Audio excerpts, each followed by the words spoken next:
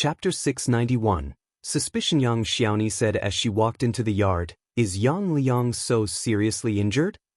Hearing that Yang Xiaoni did not even address her husband as brother, Ms.Zhang cursed her inwardly. But she did not want to cause any trouble at the moment.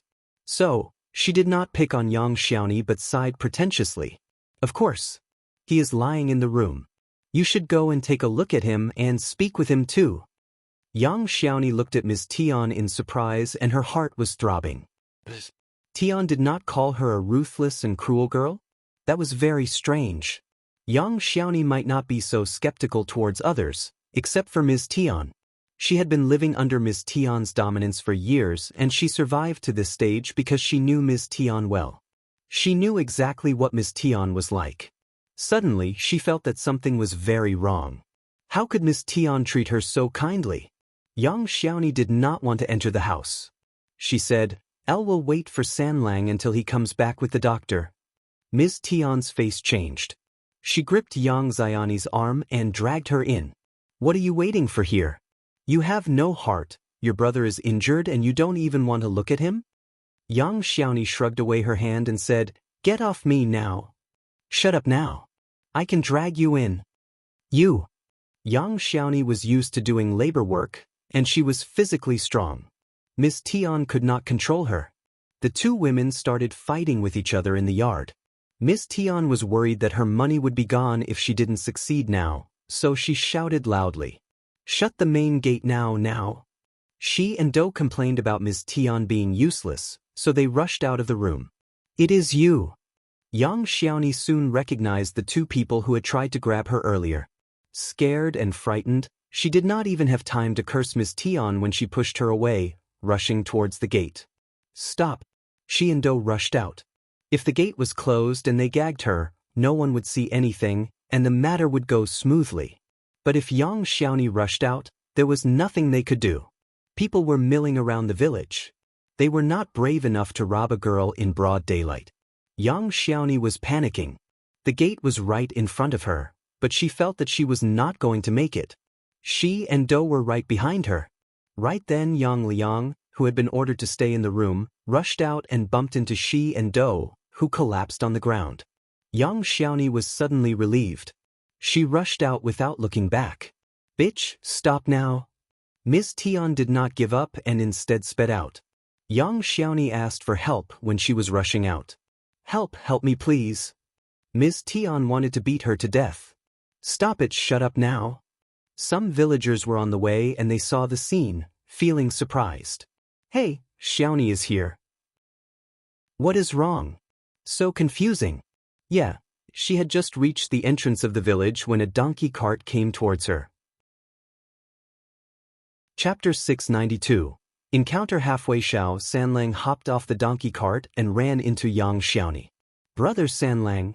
Yang Xiaoni threw herself into Shao Sanlang's arms, crying loudly and feeling miserable. Ms.Zhang's heart sank. She turned around and decided to run away. Qiao Xian and Qiao had already hopped off the donkey cart and caught up with Ms.Zhang, who had already become exhausted. They gripped her tightly. Qiao Xian gave her a sarcastic smile. "Ms.Zhang, what are you running for? You know you can run but you can't hide. Let go of me." Ms.Zhang struggled out and snapped at her. "I am not running. I have not done anything wrong." Qiao Xian replied coldly. "You wish you didn't." Yang Xiaoni spilled out the story in Shao Sanlang's arms. Shao Sanlang got so furious that he shouted loudly at Ms.Zhang. Qiao Xian said, "Many people must have seen what happened today. We should clarify the matter so that people won't guess randomly. What do you think?" Shao Sanlang glared at Ms.Zhang and then turned to Yang Xiaoni. Yang Xiaoni wiped her tears and sobbed. "Whatever you say, fifth sister-in-law. In this case, we will go to fifth Grandma Yang. We are also going to speak with the land officer and the elderly men from the clan today." Ms.Zhang did not agree with her. But Qiao Xian and Qiao were not loosening their grip on her. Shao Sanlang and Shao Yunduan went to fetch Yang Liulang and brought him to fifth Grandma Yang's home. As for Zhao Guanghua and his servants, they had already escaped. But they were not going to get away with this. Xiao Xian and Shao Yunduan's wagon had just run into Shao Sanlang, who was going into the town with the bullock cart. They got down and greeted each other. Shao Sanlang was very happy seeing them come back. When he heard that Shao Yunduan was the provincial champion, he smiled brightly. It was already 4 in the afternoon, and Shao Sanlang must be heading into the town for some urgent matter. Shao Yunduan asked him about it. Shao Sanlang told the story. Qiao Xian burst out immediately. "Third brother, how can you leave the third sister-in-law alone with the Yang family? You know how they treat her." Shao Sanlang was shocked. He replied hesitantly. "It should be fine, right? You know, Yang Liang was lying still and nothing would happen to Yang Xiaoni at this time, right?" Qiao Xian replied. "I'll think we should be careful. Ms.Zhang is never up to any good and she might bully the third sister-in-law." Shao Yunduan agreed with her. "Third brother, I think my wife is right." Shao Sanlang panicked, hearing the couple's words. What should we do? I will go back and take a look." Shao Yunduan was not very assured by this straight-minded brother of his. He could not handle a fierce woman like Ms.Zhang. In fact, even he could not do so. But things were different at this moment. He was Mr. Provincial Champion, and when this identity was revealed, he did not need to deal with Ms.Zhang personally. "Darling, let's go with him." Qiao Xian nodded. "Okay, let's go now." They would arrive home later tonight, and could finish this task on the way. Shao Yunduan asked Chu Shan to hire a doctor from the town, whilst Qiao Xian, Shao Yunduan and Qiao went onto the donkey cart with Shao Sanlang as the driver. They headed towards the Yang village. Chapter 693. Pressure. Then, this was the scene that they ran into. Qiao Xian was right. Something was wrong. Ms.Zhang's expression told them that Yang Liang was completely healthy. When they asked in the village, everyone was shocked. "Yang Liang is seriously injured?" "Of course not. I saw him wandering around in the village yesterday at noon." "Yeah. The couple are so lazy, how can they go to the hill and get injured?" "Ha! Shame on them. They lied just to get Xiaoni home? That is so bad. That is totally over the top. But Xiaoni is also bad. She doesn't want to speak with her brother and sister-in-law." No matter what the truth was, the news had been spread. Yang Xiaoni, Qiao Xian and Qiao forced Ms.Zhang to visit 5th Grandma Yang, and everyone went to see the show of Yang Liang's family. When they met 5th Grandma Yang, Qiao Xian greeted her politely and narrated the story briefly. Then, she accidentally spilled out the news that her husband had not only become a recommended man, but also the provincial champion. They were just hurrying home to pass on the good news to their family, but ran into such a thing halfway. Yang Xiaoni was surprised and glad, whilst Ms.Zhang turned pale. The others exploded vividly when Qiao Xian's words were heard. "What? Did I get it right? Shao Yunduan is a recommended man now? Mr. Recommended Man. And Ms. Qiao said he is ranked first. Is that true?" "Of course yes, who dares make such a lie?" "Shao Yunduan, no. Cultivated talent Shao, no. Recommended man Shao, you are so capable." 5th Grandma Yang's family felt so honored when they heard that. They kept saying congratulations to Qiao Xian and her husband and started to show a lot more enthusiasm and politeness towards Yang Xiaoni. 5th Grandma Yang, without hesitation, asked her children to get land officer and the elderly men from the clan over. Soon, Shao Yunduan's success in the examination spread across the Yang village. Soon, Yang Liang was escorted there. Shao Sanlang became the brother of Mr. Recommended Man, whilst Yang Xiaoni was the sister-in-law of Mr. Recommended Man. Moreover, this recommended man was the provincial champion. What did that mean? It meant that he had the biggest chance to become the advanced scholar next year in the spring examination. After all, he was the first one in the whole province. At that time, he would become an officer.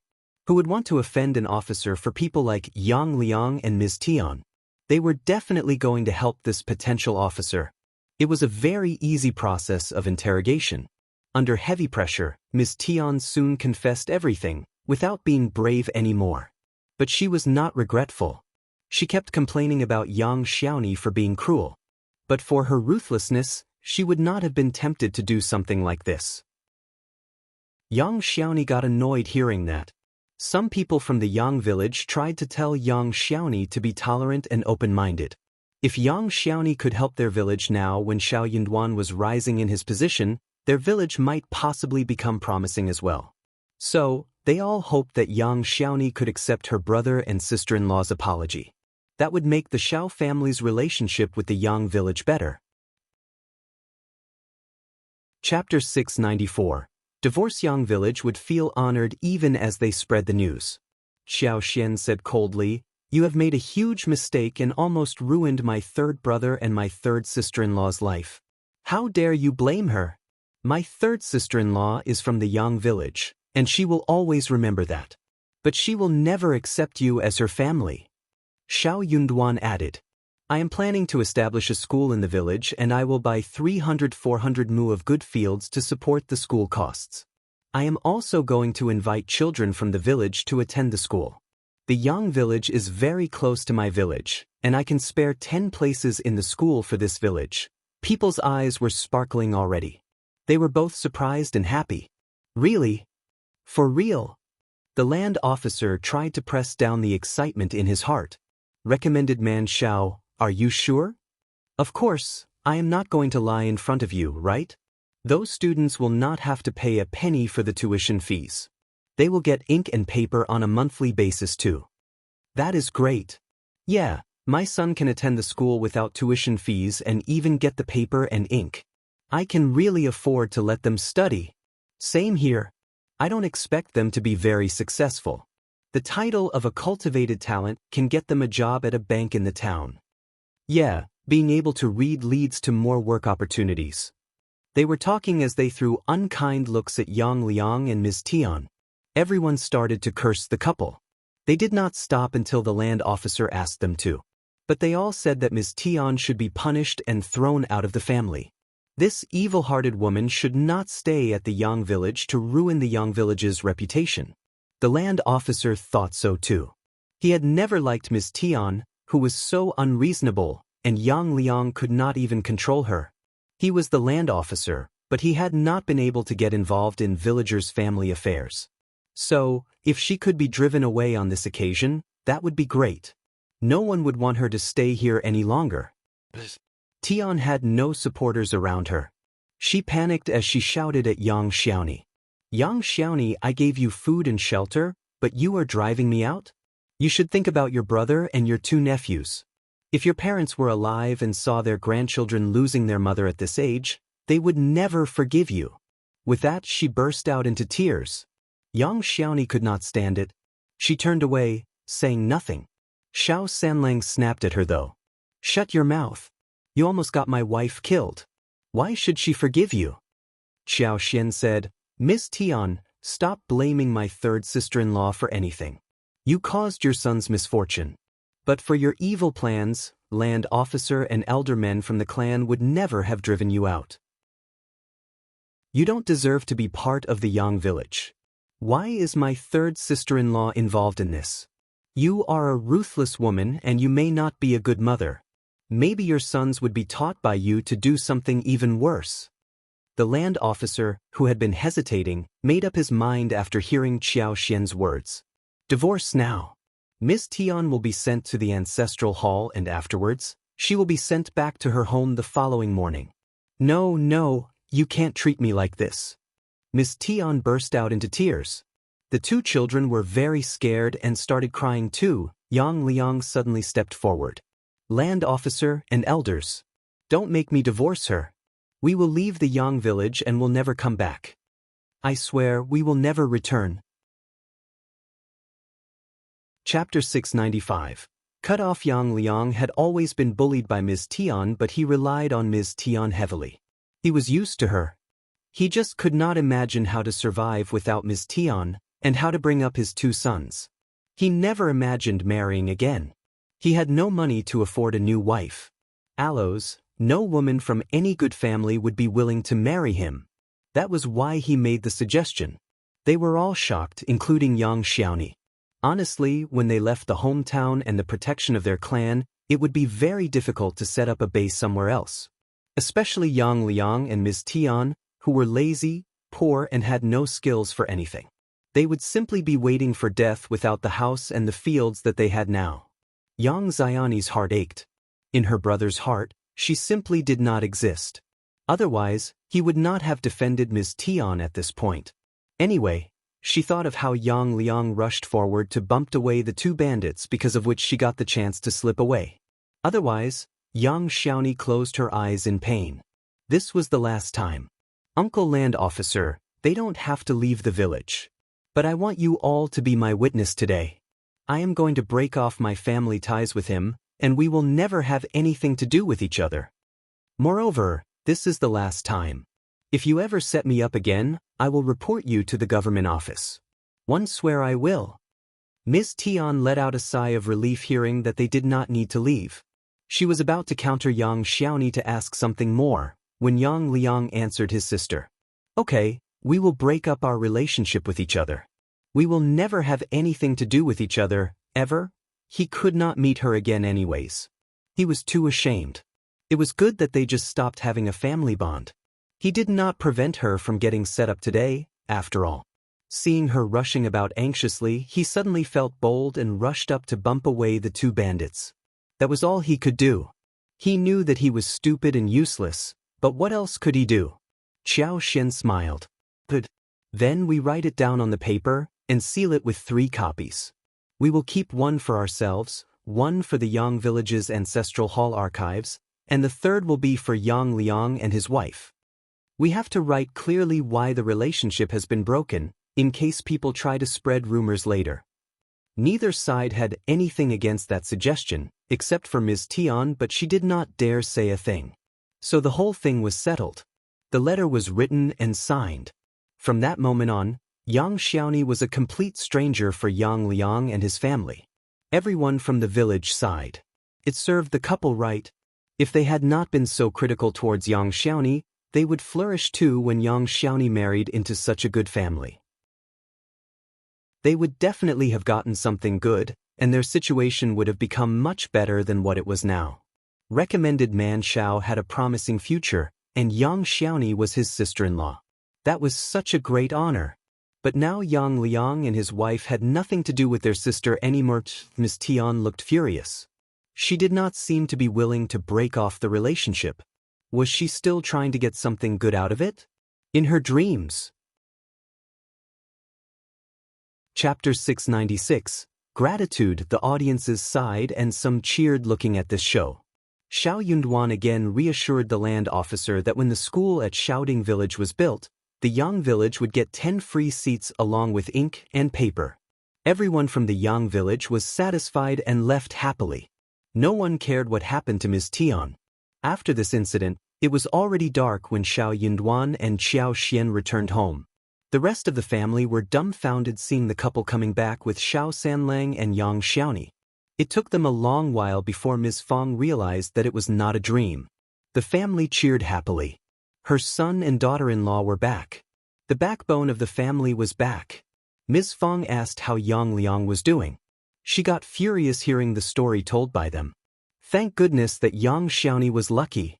Shao Sanlang ran into Qiao and Shao Yunduan, and thanks to their reminder, Xiaoni was saved.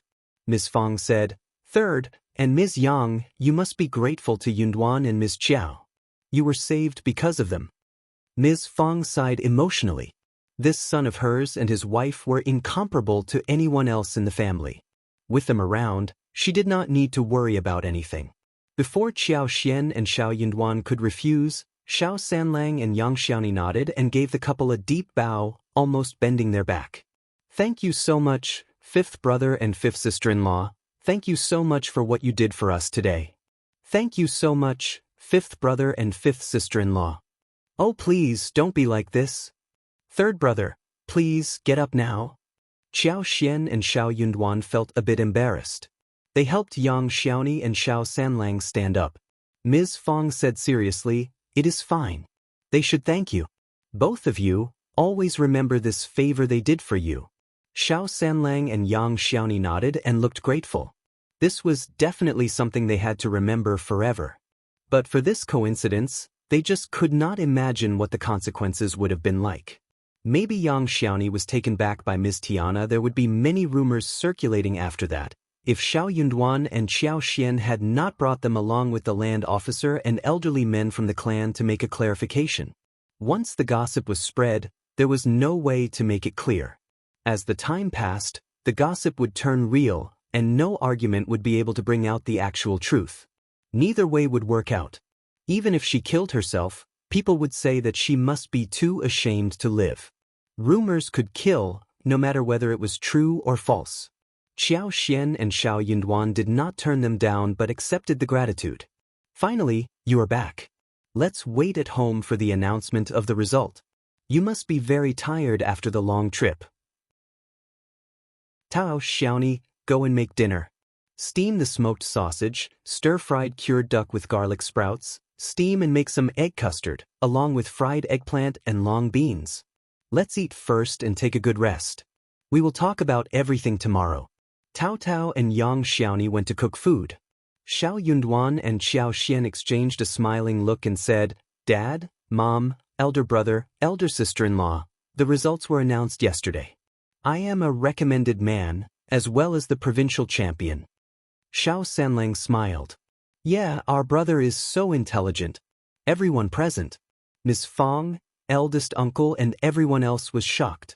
Ms. Su was the first to recover and started laughing. Parents, this is great. This is wonderful news. Chapter 697. Mother-in-law's plan. Ha! Yeah, great news, wonderful news. Yunduan finally made it. Ha! Ms. Fang finally realized what was going on. She kept laughing and felt like she was floating in the air. This was indeed brilliant and delightful news. The whole family cheered happily and passed on congratulations to each other. Their words were all jumbled up and no one knew what they were talking about in the end. All they knew was that Shao Yunduan became a recommended man and ranked first in the examination. They were so glad. A long while later, the excitement settled down a little. Then, they started to talk with each other, asking about Shao Yunduan's examination. Shao Yunduan and Qiao Xian had been calm about the results ages ago, but when they were surrounded by the cheerfulness of the family, they were delighted nonetheless. Shao Yunduan smiled and answered every question patiently. Their questions were all asked out of curiosity, strange but interesting. It was a lively scene in the family. Tao Tao and Yang Xiaoni had finished making dinner and asked Shao Yunduan and Qiao Xian to come over and eat. The family was sincere when offering them the food. They were truly happy for them. Ms. Fang kept asking Shao Yunduan to eat as much as possible. She felt very concerned when she heard that Shao Yunduan spent 9 days in the examination room. The simple dishes served at home were full of homely taste and warmth. Ms. Fang glanced at elder uncle, asking suddenly, "Oh yes, are we supposed to inform the other brothers about Shao Yunduan becoming the provincial champion so they can celebrate with us?" Everyone was startled. Qiao Xian and Shao Yunduan exchanged a knowing look. Their mother was up to something. Eldest uncle's first reaction wasn't good. His face changed. Of course, yes, definitely. For some reason, eldest uncle now had subtle feelings towards the other two sections. He suddenly felt that since Shao Yunduan had become provincial champion, the other two sections of the family were not at the same level as them now. Everyone was looking at him openly or secretly. They were not surprised by the moves on his face. Ms. Fang sneered inwardly. Wasn't he the one talking about one family and all? Now that they had such great news, he didn't even want to tell them in case they got angry. What was wrong with Yunduan being excellent? Fang asked intentionally. How about you visit them now and share the news with them? Eldest uncle coughed slightly, turning down the suggestion. It is getting so late, we can wait until tomorrow. Also, we have hidden Yunduan's participation from everyone. Liulang even asked about this specifically. I never told him that Yunduan went for the examination. How can I explain it to them now? He was simply blaming the others between lines. Qiao Xian pursed her lips. Ms. Fang was very displeased, and so was the elder brother. Ms. Fang firmly believed that what her son and daughter-in-law told them to do was right, and that they should follow their instructions. Qiao Xian knew clearly what was going on with Shao Liulang. He was never up to any good. Chapter 698, Eldest Uncle's Anger. It was not something that could not be explained. But Eldest Uncle would not believe that Xiao Liulang would be up to anything evil. He would never believe it. Maybe he would even tell Xiao Liulang the truth just to prove that he was never up to any bad.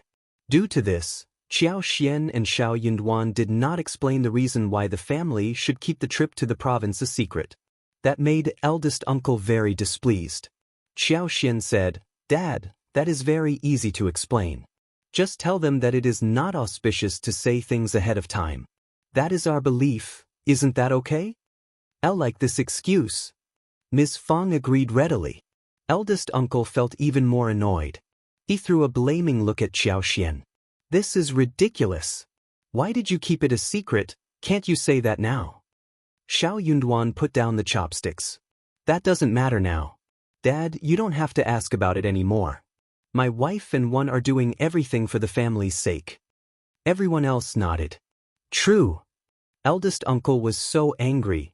He felt that he had been left out of the family.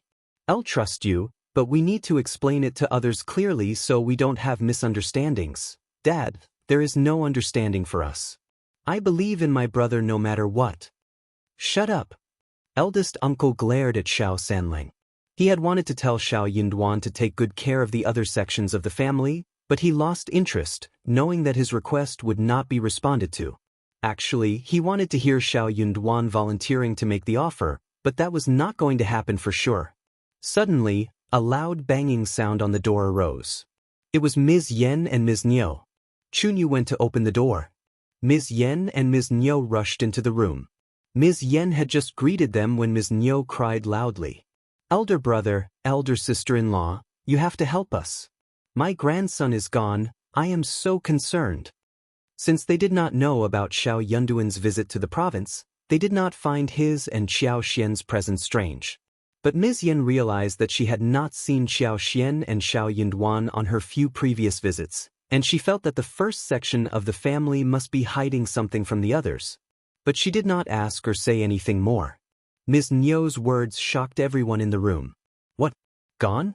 What does that mean?" Don't cry. Tell eldest aunt and eldest uncle what happened, so that we can all help." Ms. Yen cried and held back Ms. Niu in tears. Ms. Fang felt good that Ms. Yen was present, so things could go easily. Ms. Yen told the story. After lunch, Shao Xianwen was playing in the village but did not come home until evening. They did not pay attention to his absence until a long while later. Children were always playing together and they might forget to come home. Usually, they only went to get children when dinner was ready. Same went for the second section of the family. However, they could not find the child. The children who hung out with Shao Xianwen said that he went home already. That made the second section of the family very anxious. They went about searching in the village but still failed. They were really anxious at this moment. Chapter 699, Boy Gone Missing. Zhang was crying dreadfully, and the second uncle and his son went to different families in the village to ask for help.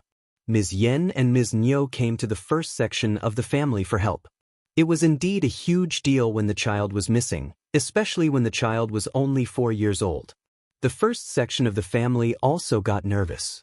Before eldest uncle said anything, 4 brothers from the first section of the family offered to help to seek the child. Ms. Fang was about to say something to stop Xiao Yunduan, but she held herself back. Qiao Xian got up. She came to Xiao Yunduan's side. "Darling, let me go with." She could use her superpower to connect to the plants in the mountains. With that, her vision would be stretched to at least 10 miles away. It would be much easier for her to find the child and safer too. Both of them had just returned from the trip and she was very tired. It was already dark and she did not want anyone to run into an accident. Fang frowned. "No way. You don't know how to walk in the mountains when it is dark. You should stay at home. Many people are out looking for the child, you don't need to join us." Xiao Yunduan said to her gently, "Mom is right. You can sleep at home. I will go out to look for him." Ms. Niu added, "But one more person, one more possibility. Ms. Qiao can join us if she wants to." They cared about the child, but Ms. Fang sneered. You said so because she is not your daughter-in-law. What about Ms. Zhang herself? Is she out looking for her own son? Ms. Niu was silent. She mumbled. One didn't ask Ms. Qiao to. She offered it herself, but can't you say something nice? Ms. Qiao was not born here. She is not used to walking in the mountains so late at night. No sense in your head at all. You are just selfish. Ms. Niu was so annoyed. Eldest brother, look at what the eldest sister-in-law said. I am talking sense which you can't. Eldest uncle was feeling very anxious. Stop arguing now. We should find the child first. Shao Yunduan pinched Xiao Xian's hands gently. You can take a break. Don't worry. Her mother-in-law was defending her against Ms. Niu, so Xiao Xian should not insist on going with Shao Yunduan. Otherwise, her mother-in-law would have done all in vain whilst Ms. Niu would feel superior. Shao Xianwen was just 4 years old and should not have gone too far. He should be fine. So, she did not have to join the searching team. She nodded and said to Shao Yunduan in a small voice, Don't give yourself too much stress. They had had a long day, actually. Shao Yunduan felt his heart warm up. He replied in a low voice, Don't worry. All men, including eldest uncle, were out searching for the baby. It was quiet in the room suddenly. Ms. Fang asked Ms. Su and Xiao Xian to go to bed. Ms. Yan also asked Ms. Niu to go back home. Instead of sleeping, Xiao Xian stood in her yard and placed her hands over an orchid tree. She used her superpower and allowed it to go through all the plants. She would not miss anything as long as she could look carefully within dozens of miles. It took time for her to conduct the move. It also cost her energy due to the large scope of area. Shao Yunduan was not with her, so she did not need to be too cautious. She could recover after one night's sleep. As she glanced across the area, she, however, did not notice any sign of Shao Xianwen. Chapter 700. Confused that made Xiao Xian quite confused. Shao Xianwen was just a little boy. How far could he go? He might have run away himself, but even if he had an adult with him, he would have stopped within dozens of miles. People might miss some places. But Xiao Xian would never miss any corner. She had even looked into the water, but she could see nothing. Her heart sank. Could Shao Xianwen have been taken away by some human trafficker? That should not have happened. Human traffickers might be around, but they rarely came to the village to kidnap children. Strangers were always noticed when they were in a village. They would not be able to kidnap children away easily. Ms. Niu must have asked about strangers from the other children too. If that was the case, they would have reported it to the governmental office rather than go out to seek the child first. So, where did the 4-year-old child go? Xiao Xian was feeling a little upset. It would be a little difficult to find the child in this way. She felt very tired after maximizing her superpower. She could not hold for too long. Not finding anything, she withdrew her superpower. Subconsciously, she could not help but feel curious about what Ms.Zhang and Ms. Niu were doing. Ms. Niu was still awake, sitting by Ms. Yan's side in the room. Ms. Niu was mumbling about her grandson's whereabouts, looking really worried. Ms. Yan was consoling her constantly. Ms. Zhang must have gotten too tired to continue. She was now back in her room. She had fallen asleep. She even snored. Xiao Xian could not help but look down at her. Her son was missing, and the whole family was so anxious. But she was the mother and was in the midst of a good sleep. Even if she was tired from crying, she could not have slept so deeply. She was totally heartless. Dawn came, and the searching teams came back. Shao Yunduan and everyone else from the village were very tired. But none of them had found Shao Xianwen. Seeing everyone back fruitless, Ms. Niu let out a scream. She passed out directly, which caused people to get anxious again. Those who spent the whole night searching were all really tired. They discussed amongst themselves that another batch of people should go and look for the child. Someone even suggested that they should report it to the government. What if someone did take the child? That could be possible. Even Shao Yunduan and Xiao Xian started to believe that maybe it was the human traffickers who did it. If they were delayed, they might not even be able to find the child. So, they could not stand one moment of delay. Everyone agreed that they needed to try different methods. Shao Yunduan tried to make himself stay awake, and offered to go to the governmental office. Xiao offered to tag along. No one countered that suggestion. They were the county magistrate's family and they should be the one who made the report. The couple decided to take off directly. Shao Yunduan was already provincial champion, and they were sure that county magistrate Qiao would pay attention to it. They also planned to ask him to search in the neighboring area of the county and some towns that surrounded the county too. But Ms.Zhang turned that down. She cried. No strangers were in the village, so that could not have been possible. We are commoners and we should not get close to governmental officers. They are not easy to deal with. Chapter 701. No promise, anything related to governmental office would be complicated. We can't afford to offend them. Let's just look more carefully. We can find Xianwen, definitely. What is the point of reporting to the governmental office? She was right. Commoners wanted to live a peaceful life, and they would not want to get involved with governmental office unless it was absolutely necessary. It was always easy to report to the governmental office, but no one knew what requirements they would raise in return. Things might get very complicated. Xiao said, "Second sister-in-law, don't worry. My husband and I will deal with it. We will be fine." The others nodded and showed a look of jealousy.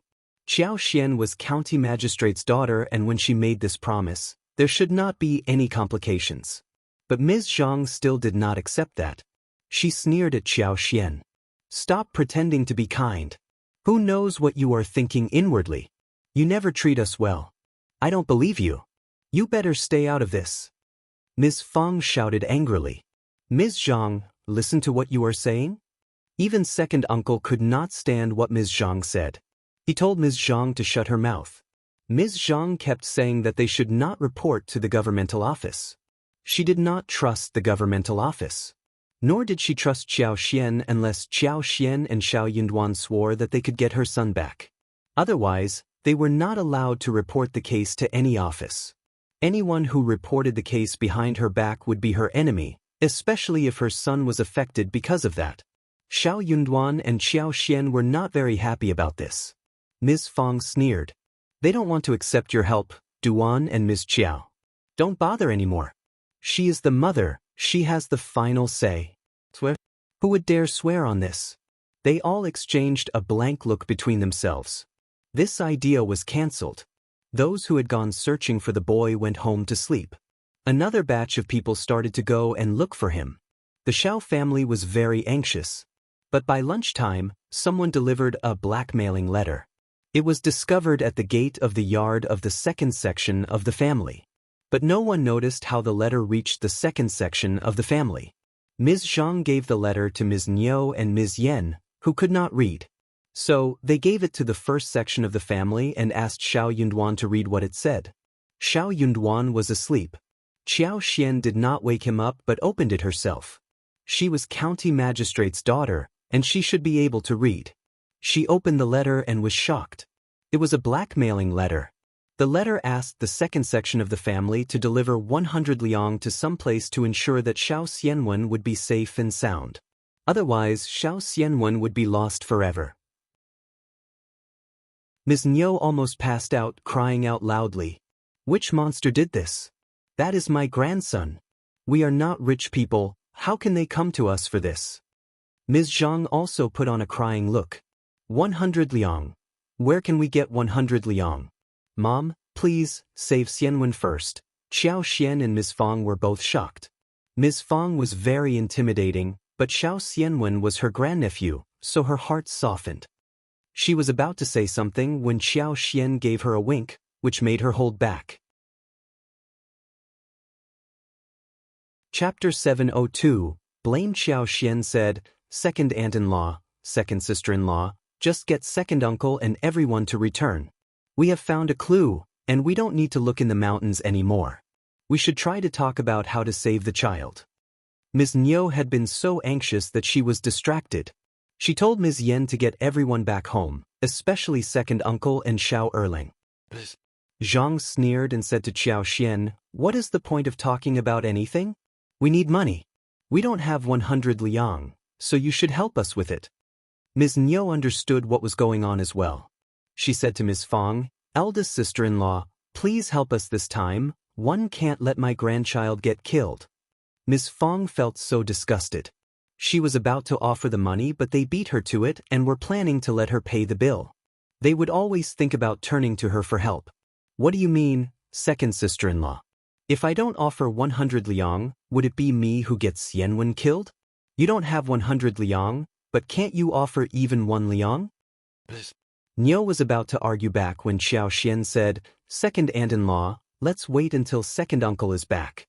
Second aunt-in-law, you can go home and wait. We will be there soon." Ms.Zhang sneered at Xiao Xian, looking really annoyed. She left with Ms. Niu without saying anything. Xiao Xian raised her eyebrows. She had a feeling that Ms. Zhang did not seem to care about her missing child. Instead, she had time to hate her at this point. Ms. Fang patted her chest. "Damn, how can they say such horrible words to us?" Our Xiao Xian smiled. "Mom, just ignore them. We already know what they are like, right?" Fang sighed and lost some anger. "No." She revived herself. "I will go and speak with my husband in case he really agrees to offer 100 liang." Then she left for his room. Eldest uncle had been up for one whole night. He was asleep at the moment. Xiao Xian smiled. She was just about to ask her mother-in-law to remind her father-in-law, but her mother-in-law already had the idea.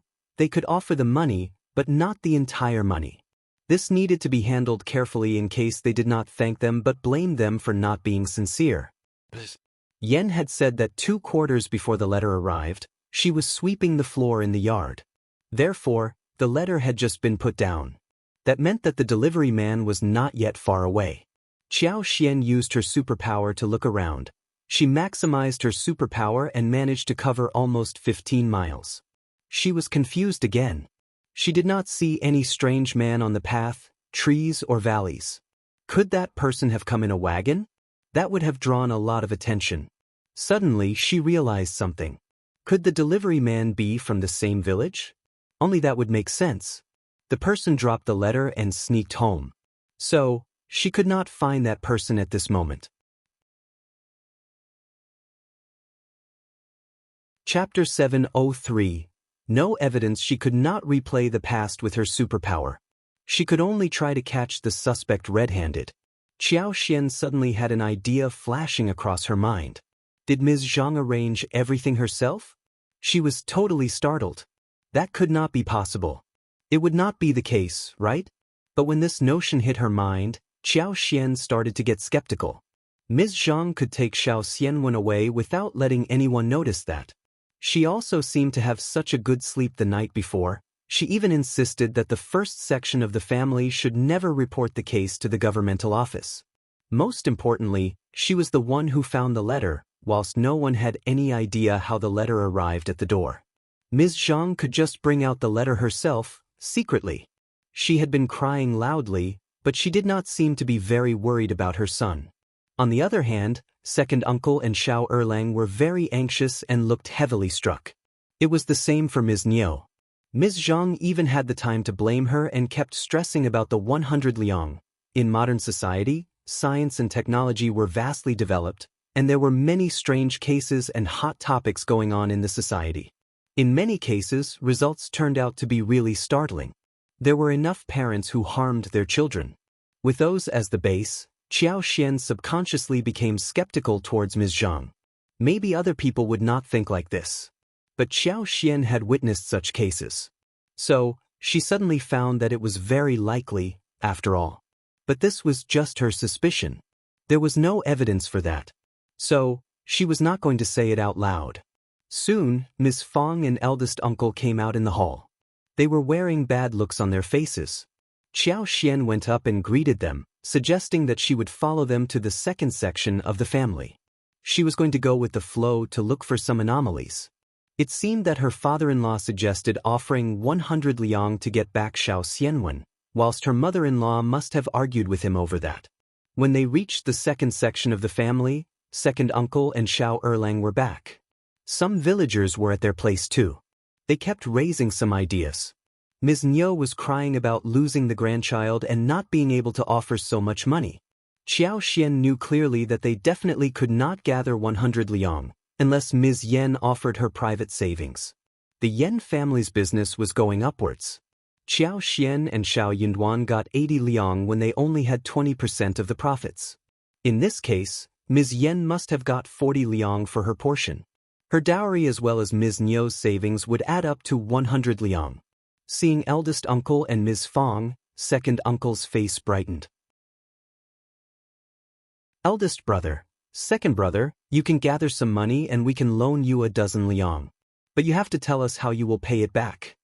Before eldest uncle finished his words, Ms. Fang cut in. Second uncle got very furious. Eldest sister-in-law, are you crazy? How can you say such words right now? Ms. Fang sneered. Why not? You can't be thinking about getting money from us for free, or are you?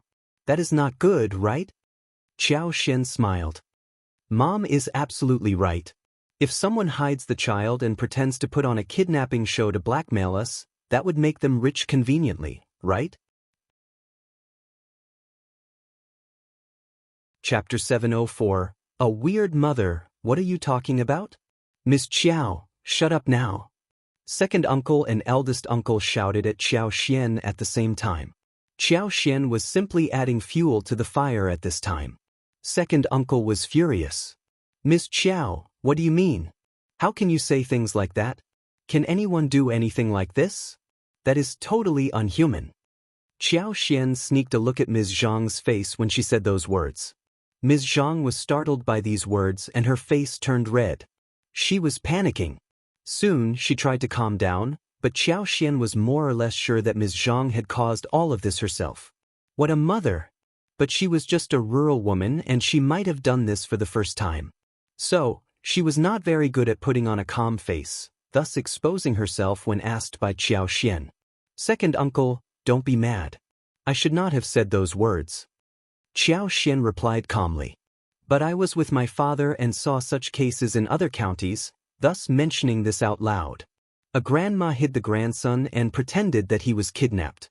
She forced her son and daughter-in-law to pay her so that she could use the money to help the useless younger son. Sorry, second uncle sneered. He was very angry but he said nothing more. Qiao Xian was county magistrate's daughter and she could not be lying when she said that there were cases like these. No one would be able to prove otherwise. She might be a little over the top saying it, but that was reasonable as well. Most importantly, the second section of the family did not have 100 liang, and they needed to get the money from the first section of the family. Second uncle did not care if he was getting the money as a loan. He barely had the energy to think about when or how to return the money. If he offended Qiao Xian, maybe they would not be able to get anything from them. Qiao Xian said sincerely, I think so too. Only ruthless and heartless people would use this method to get money. Such people would always get retribution and end up badly. Isn't that right, second sister-in-law? Zhang was shocked. Her eyes became erratic. She got furious and embarrassed as she screamed. Why did you ask me this? How would I know about it? Qiao Xian stared at her. Don't you think such people should be punished? Ms.Zhang turned pale. Her lips were trembling. She dodged Qiao Xian's question and cried painfully. Parents, please, raise some money to save Xianwen first. Where is he now? He is so young and he may be suffering badly. Ms. Zhang covered her face and burst into tears. Qiao Xian could tell that she was panicking already. Qiao Xian left the money discussion to Ms. Fang, who would never let the second section of the family take advantage of them. Also, if Ms. Zhang had planned this, Shao Xianwen should be safe. Ms. Zhang just needed money. She would not kill her son. Qiao Xian gave Ms. Yen a look, and two of them left the room. In a quiet corner, Qiao Xian asked, Fourth cousin-in-law, did second cousin-in-law ask second aunt-in-law for money these days? Ms. Yen was startled. She wondered why Qiao Xian would say so. But Nis. Yen replied clearly. She did ask a few days ago. Second sister-in-law asked her for 10 liang, saying that her mother's family needed it desperately. She claimed that it was a loan and second brother's salary would cover the payback. Chapter 705. My wordsums. Yen sounded sarcastic. Her family's business was doing well, and they had expanded the scope. They were very busy these days, and the profits were plentiful. The whole family was very motivated. Therefore, Shao Erlang was hired to work there as well. Shao Xilang had been promoted to become a manager. Shao Xilang was paid 3 liang a month, and he only gave 2 out of those towards the shared savings, and kept 1 for their own use. Shao Erlang was not as well treated as the son-in-law of the Yen family, and was working as a minor employee. He was paid according to how much he worked. His salary was no more than 2 to 3 qian a month. Ms.Zhang had only paid half a month's shared savings and was already asking her mother-in-law for 10 liang for her mother's family. She even said that Shao Erlang could pay that back with his salary as if his salary was huge. More importantly, Ms.Zhang came to her twice and asked her to tell her mother's family to promote Shao Erlang as a manager. In this way, he could be paid more and work less. She turned her down and Ms.Zhang was very irritated by her. Qiao Xian asked again. Did the second aunt-in-law give the money to her? Ms. Yen looked amused. Of course not. I even heard the second sister-in-law blaming the second brother in secret. Qiao Xian sneered. But her mother's family needs money and her mother-in-law refuses to help. She must be feeling really annoyed. When she had the grudge and needed money, it would not be strange if she had some weird ideas in her head. Ms. Yen. That was true. But she felt that her fifth sister-in-law was implying something else. Qiao Xian smiled. Fourth cousin-in-law, I have some guesses, but I can't say those out now because 1 a.m. not sure if I am right. Fourth cousin-in-law, please don't share my words with anyone else. Ms. Yen felt relieved. She nodded with a smile. Don't worry, fifth sister-in-law, I will keep my mouth tightly sealed. Qiao Xian could not tell Ms. Fang about this and instead mentioned her guess to Shao Yunduan. Shao Yunduan seemed really calm hearing her words. He believed her instantly. Qiao Xian was surprised. She smiled. Darling, you believe me? Shao Yunduan smiled. Your words have a ground, and I think that your guess is quite possible. You aren't the kind of person who spreads rumors. Qiao Xian felt sweetness in her heart. But one don't need to explain a thing. Darling, what do you think we should do about it? Shao Yunduan said, El will get second cousin and Shao Xiaoqi to keep an eye out on Ms. Zhang's family. Ms. Zhang can't be the only one planning this. Ms. Zhang would not be able to carry it out alone. Moreover, she would not combine forces with someone outside the family. She needed to keep her reputation. If someone outside the family knew about her plan, she would have no way to keep her head up in her life ever again. So, she had most probably done this with the Zhang family. If they monitored the Zhang family, they may find something interesting. Qiao Xian smiled. Thanks for your efforts, darling. Soon, 100 liang was gathered. Ms. Niu had to offer 20 liang and Ms. Fang lent them the remaining 80. Shao Erlang and Shao Xilang would need to pay back Ms. Fang with their money every month in the years to come. Ms. Niu and second uncle cared about their grandson, so they had to agree to the deal. When the money was gathered, Ms. Zhang went to drop the money as the blackmailer had instructed. The blackmailer told her to come alone and Ms. Zhang insisted on following the instructions. So she set off by herself. Chapter 706, Money and the Manning. Zhang and her brother had found a very good spot to make the deal. It was a long cave with 2 exits. Zhang Debao was waiting with Shao Xianwen whose hands and legs had tied, and he was gagged. The plan was that Ms. Zhang sneaked in from one end of the cave, gave Zhang Debao the money, so Zhang Debao could sneak out from the other end. Even if someone stalked Ms. Zhang, all she needed to do was to stall the stalker, so Zhang Debao could sneak away without being noticed. By that time, the boy would be back and the whole thing would end. In this way, Zhang Debao would have the money. 100 liang was enough for the Zhang family to buy 10 mu of good fields and the remaining amount should last for a long time for them to live a leisure as for the future. Ms. Zhang would definitely try to find other methods to get the money. Shao Erlang had a stable income and she would always have the means to grab some money. No one from her mother-in-law's family respected her, so she should think about her mother's family instead. She could rely on her mother's family and was going to depend on her beloved brother. But what Ms. Zhang had not predicted was that when her father was delivering food to Zhang Debao, Shao Erlang, Shao Yunduan and Shao Xiaoqi followed up and they were led all the way to the cave. Zhang Debao did not manage to escape. He, along with the money, was caught by Shao Yunduan and the others. Ms. Zhang brought her son home. Ms. Niu cried badly seeing her grandson suffering from pain. Shao Xianwen, his mother and grandma all cried. It was a pitiful scene. Everyone let out a sigh of relief and consoled each other. No matter what had happened, the boy was back, safe and sound. That was all what mattered. Soon, Zhang Debao was escorted to Shouting Village with bruises all over his face. Together with the huge bag filled with money, Zhang Debao had been to Shouting Village many times, but most people from the village still did not recognize him. At the beginning, when they saw this man escorted by Shao Erlang, Shao Yunduan and Shao Xiaoqi, they were confused. They asked among themselves, "Who is this man?"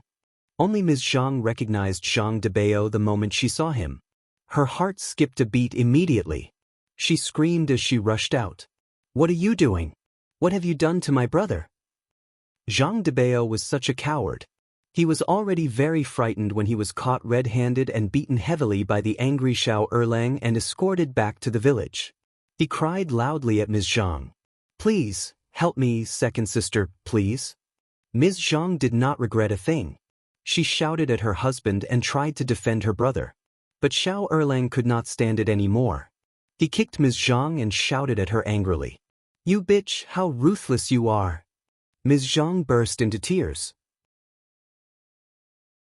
Soon, the truth was revealed. Zhang Debao vomited out everything. Ms. Zhang collapsed onto the ground and shook her head constantly. No, it was not like that. But no one believed her anymore. Her denial was useless. Zhang Debao was caught red-handed by Shao Erlang with the money and Ms. Zhang had no way to defend herself. Ms. Niu got so furious that she grabbed Ms. Zhang's hair and started to beat her. "You bitch, you evil bitch. You are so ruthless. How could you do this to your own son? He is only 4 years old.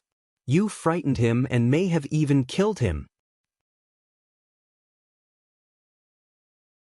Chapter 707.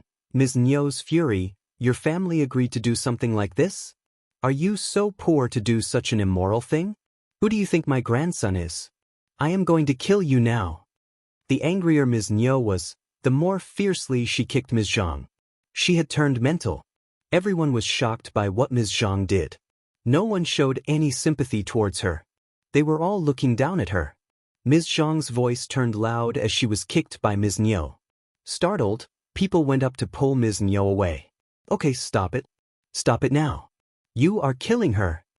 Just vent your anger and stop it." Niu panted and kicked Ms. Zhang's body hard.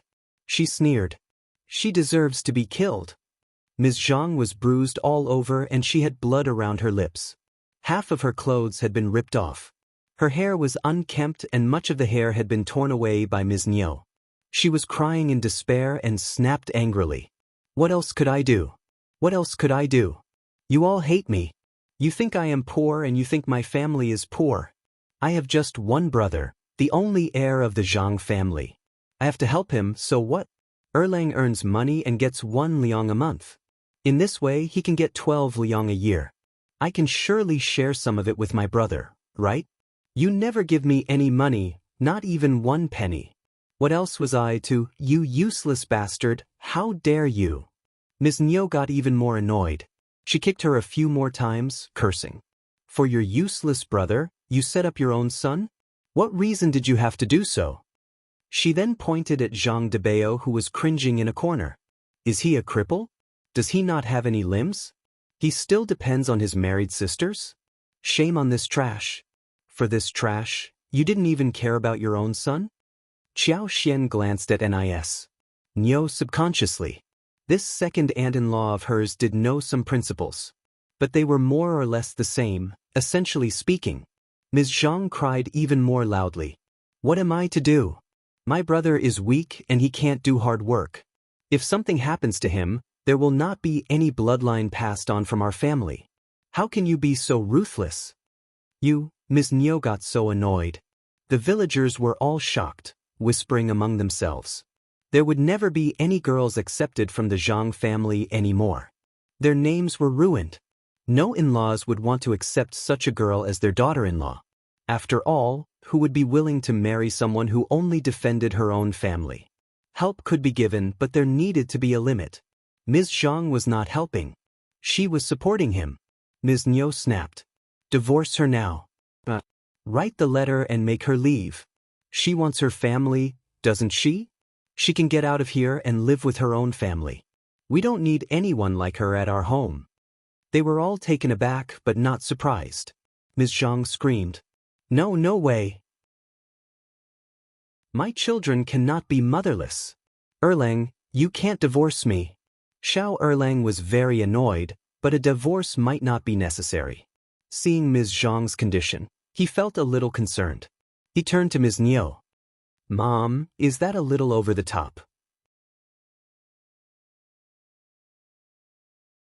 Chapter 708, Shao Erlang's divorce. What are you hesitating for? Ms. Niu sneered. This evil woman doesn't even care about her son.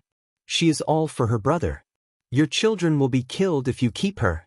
Or are you going to make your children think that the Zhang family are their only family? My grandson doesn't need a mother like this. She can just die. Even a tiger doesn't kill its own babies. She is not even as good as an animal.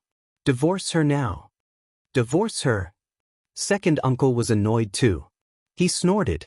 Your mother is right. This evil woman can't be kept any longer. Who knows what other things she would do in the future? She doesn't think what she has done is wrong. Instead, she is blaming us for not giving her any money. You are working for the Yan family and you earn more than 1 liang a month. The business is growing and your salary will grow too. You can remarry any good woman you want. Shao Erlang turned hesitant as he looked at Ms. Zhang. He had lost all affection for this woman after knowing what she did. Ms. Zhang panicked. No, no, parents, Erlang, please don't divorce me. I will never do anything like this again. Please, give me one more chance. I am the children's mother, and a stepmother will never treat them as one do. What would the children do in the future? Ms. Niu countered her. You are worse than a stepmother. Shame on you. They don't need a mother like you. This divorce has to happen. Yunduan, write the divorce paper for him. But I don't want to see her anymore. You don't need to worry about the children. I am still alive. No one will bully my grandson as long as 1 a.m. alive. Shao Erlang did not hesitate. He agreed and decided to prepare the divorce paper. Ms. Zhang almost passed out. She was about to get up to grab Shao Erlang but got kicked away by Ms. Niu. She tried to find her children to defend her, but Ms. Niu had already sent the children into the room and let Shao Miling look after them. Ms. Zhang was begging hysterically but Ms. Niu sneered and lectured her. Yen could not stand it any longer. She did not feel sorry for Ms. Zhang, but for Shao Xianwen and his sister. Also, for herself. If there was no divorce, she would have the excuse to live separately from her in-laws. She was not going to live under the same roof with this evil woman. Soon the divorce paper was prepared. Ms. Niu and Shao Erlang, together with Shao Daolang and Shao Sanlang, as well as some relatives from the same family, escorted Ms. Zhang and Zhang Debao back to the Zhang village. Ms. Niu was not going to let this thing pass so easily, especially when Ms. Zhang made the plan with her natal family. She was still annoyed after divorcing Ms. Zhang. She needed to tell everyone about it. She was going to let the whole village know what the Zhang family was like, in case they became the one who got blamed for separating a mother from her children. It was a big show at the Zhang family. Zhang family's name became totally notorious. The Zhang family's seniors were also weird.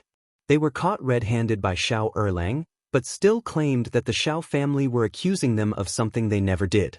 Seeing Zhang Debao beaten heavily, Mrs. Zhang got so concerned that she insisted that the Shao family should pay the medical bills for him.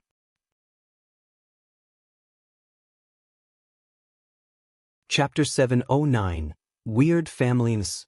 Niu was so angry that she almost hit her. In the end, it was the land officer and elderly men from the Zhang village who came and suppressed the family and sorted things out. As for Mrs. Zhang's claim that the Shao family accused her son of something he did not do and how they looked down at them because Shao Erlang had money so he divorced her daughter, no one wanted to hear about it. Ms. Zhang gave birth to 2 children for Shao Erlang, and he was not someone who just made a huge fortune. The Shao family would not set her up if she had behaved well. The cousins from the Shao family caught Zhang Debao red-handed with the money, and the Shao family had accumulated the money from different places, which was witnessed by many people in the village. The money was for Ms. Zhang to deliver to the blackmailer. But Zhang Debao got all the money, so the truth was clear. Land officers and elderly men from the Zhang village felt ashamed, especially after Mrs. Zhang's words. Seeing that Zhang Debao could not escape the blame, Mrs. Zhang started to complain that the Shao family were treating her daughter badly and they could do whatever they wanted with that woman. Ms. Zhang would not be allowed to return home, and the Shao family could take her back and deal with her in whichever way they wanted.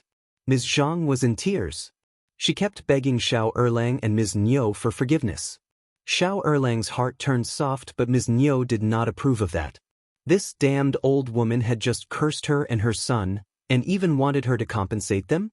She was not going to allow any of this to happen. Mrs. Zhang screamed loudly. Don't care. I already married off my daughter. She is a part of your family now, not mine.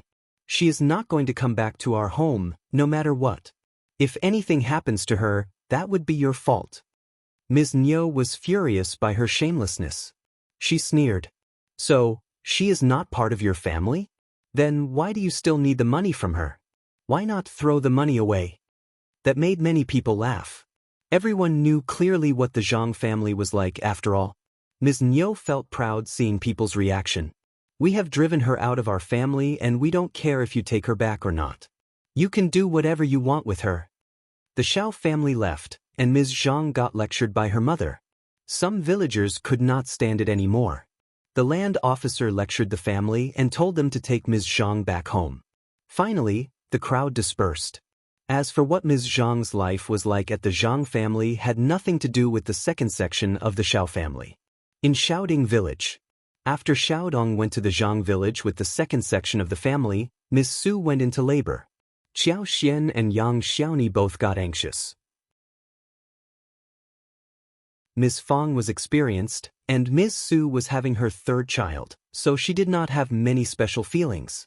After the midwife came, Ms. Su soon gave birth to a son. Ms. Su had been well taken care of during pregnancy, and she was well fed too. So, the child was full term when he was born. He was chubby and lovely. Both Ms. Fang and Ms. Su were glad. The maids helped to carry the hot water, serve the chicken soup, and put everything in order. Yang Xiaoni and Xiao Xian did not really help much anyway. They were both quite distracted. Was it so easy to give birth to a baby?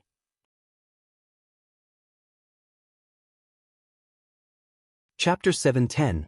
Recommended man. When Ms. Su was in labor, they were both very nervous, far more nervous than Ms. Su herself. Xiao Xian could not help but think of the scenes in the TV series that showed what childbearing was like. She was frightened. She had thought that it was going to take a long time. But the process ended soon. Yang Xiaoni patted her chest, saying to Xiao Xian emotionally, "Is it so easy to give birth to a child? I am not worried anymore." Xiao Xian laughed. She really wanted to tell her 3rd sister-in-law that it was not very easy to give birth to a child. But she gave up the thought. What was the point of frightening her? Shao Delong was told that he had become a father again when he arrived home. So, he smiled happily. It was a warm scene in the first section of the family. Ms. Fang asked the maids to cook eggs, dyed them red and shared them with the neighbors. She even told Shao Delong to inform Ms. Su's family. Soon, the other sections of the family came to pass on the congratulations. The neighbors also came to greet them happily. They all said that the child was lucky. He did not need to suffer a thing after he came to the world. It was said that Ms. Su was lucky to have 2 sons. 2 sons and 1 daughter, and the only daughter-in-law of the first section of the family who had children. As long as she did not go about causing trouble like Ms. Zhang, good days awaited her. All the daughters-in-law of other families were feeling quite jealous of Ms. Su. They had never expected that the first section of the family would see the light of the day. They used to mock and tease them in the village, but things were different now. Ms. Su felt very satisfied. All she needed to do was to feed herself and the child well. She did not need to worry about anything else. She even had maids to serve her water. Qiao Xian cooked dinner. She stewed chicken with wolfberries and ginseng for Ms. Shui. Although Ms. Zhang's delivery worked out well, still, she bled a lot. Her face was pale at the moment, and she needed to eat well to replenish her energy. Celebrations were held in the family, both for Ms. Su and for Shao Yunduan, who was provincial champion. Qiao Xian spent a lot of effort on the dinner. She made dozens of dishes, including crispy chicken, stewed lion head, braised soft-shelled turtle with ham, stuffed shiitake mushrooms, dry pot fish, blanched dried shredded tofu, etc. They were all salivating over Qiao Xian's dishes and looked forward to the dinner, especially Shao Sanlang and Yang Xiaoni, who just could not stand the fragrance. News spread around very fast. When the first section of the family had just finished the dinner, many people from the other sections of the family arrived. Yen said with a smile, "El heard that the fifth cousin made it to recommended man, is that true? Congratulations." Ms. Yen asked the question, but the news was already out. How could it be false? Everyone from the first section of the family was shocked. Oh yeah, they almost forgot. Under normal circumstances, if Shao Yunduan and Qiao Xian returned the night before and brought them this good news, Ms. Fang would have definitely shown it off across the whole village, including to the second and the third section of the family. Her son brought honor to the family. She was definitely going to be very happy about it and would definitely show off.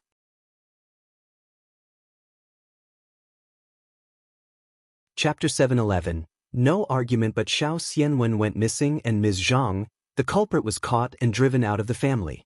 Then, Ms. Su gave birth to the baby. Everything happened all together and distracted them. So, everyone from the first section of the family forgot about this great news. They had not spread it out to anyone. This news came from the Yang village. Ms. Fang smiled.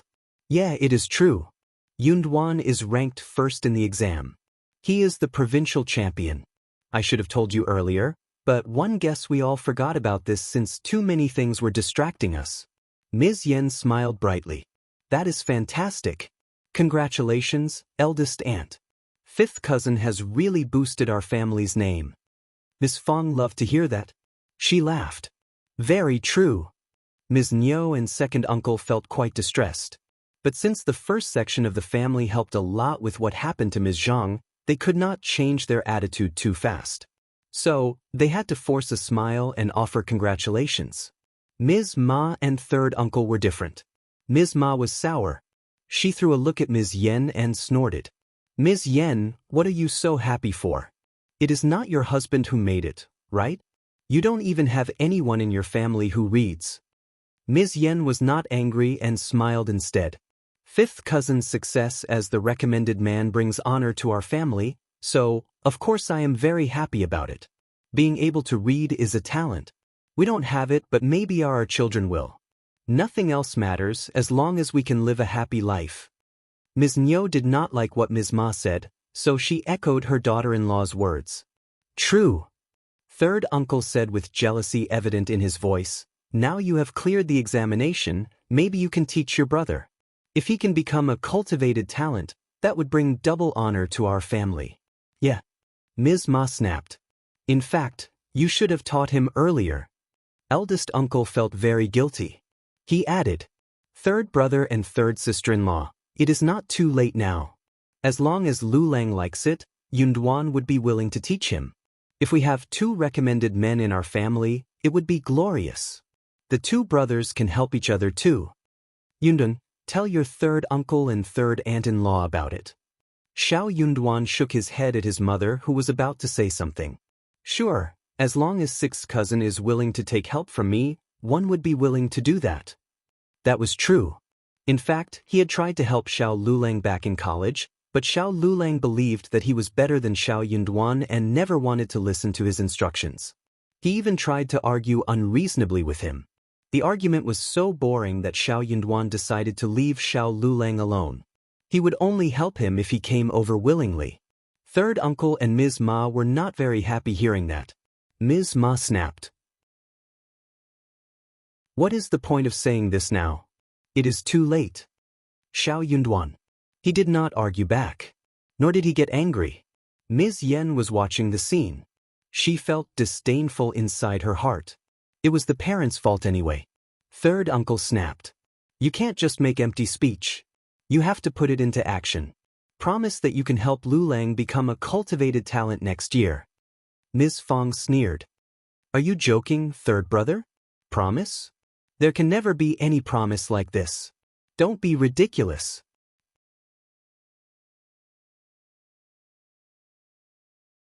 Chapter 7:12. Better be kind. Xiao Xian added. Third uncle, do you think the imperial examination is a joke? Even excellent masters can't make any promises, and you are asking my husband to make a promise? Anything can happen in the examination, so why do you think my husband can guarantee anything for you? Ms. Fang said, exactly, stop talking nonsense if you know nothing. Ms. Fang had worried that if her son and Liulang, who studied together, both failed to make it to cultivated talent, the couple from the third section of the family might take out their frustration on them. However, she had not planned to argue back.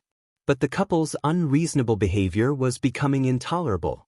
Ms. Fang could not contain her anger any longer and sneered, I'll remember someone always boasting about how Liulang was smarter and better learned than my son, and always getting praised by the teacher. That same person claimed my son's studies were a waste of money. Now, you blame my son for not teaching your son? Liulang never listened to my son before. You wouldn't even let my son teach yours. You said my son was arrogant and a bad influence on Liulang. You're all being ridiculous. Honestly, if you don't want to congratulate us, then don't. But mocking us serves no purpose. Qiao Xian managed to smile reassuringly at her mother-in-law. Don't feel mocked, Mom. My husband is already the provincial champion, and he's definitely going to participate in the spring examination. He'll become an advanced scholar soon enough. Ms. Fang beamed at her daughter-in-law's words.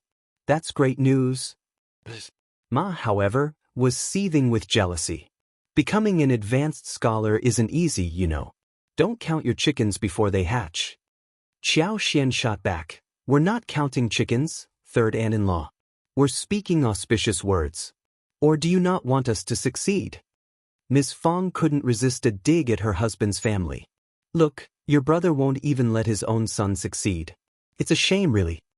Eldest uncle, uncomfortable with the tension in the room, struggled to find the right words to say.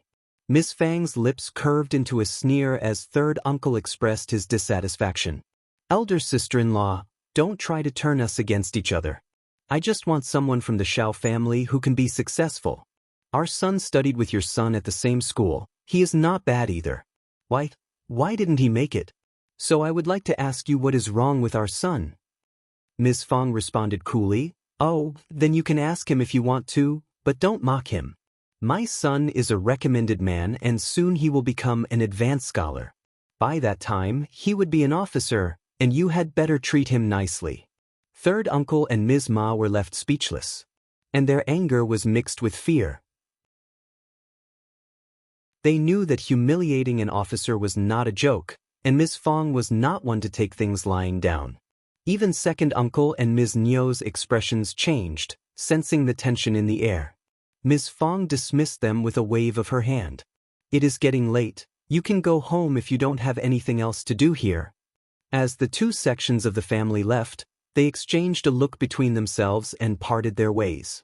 Third uncle and his wife seethed with anger, while second uncle and Ms. Nio felt distressed. It was a bad day for them, while the first section of the family had two pieces of good news at the door, making the comparison all the more irritating.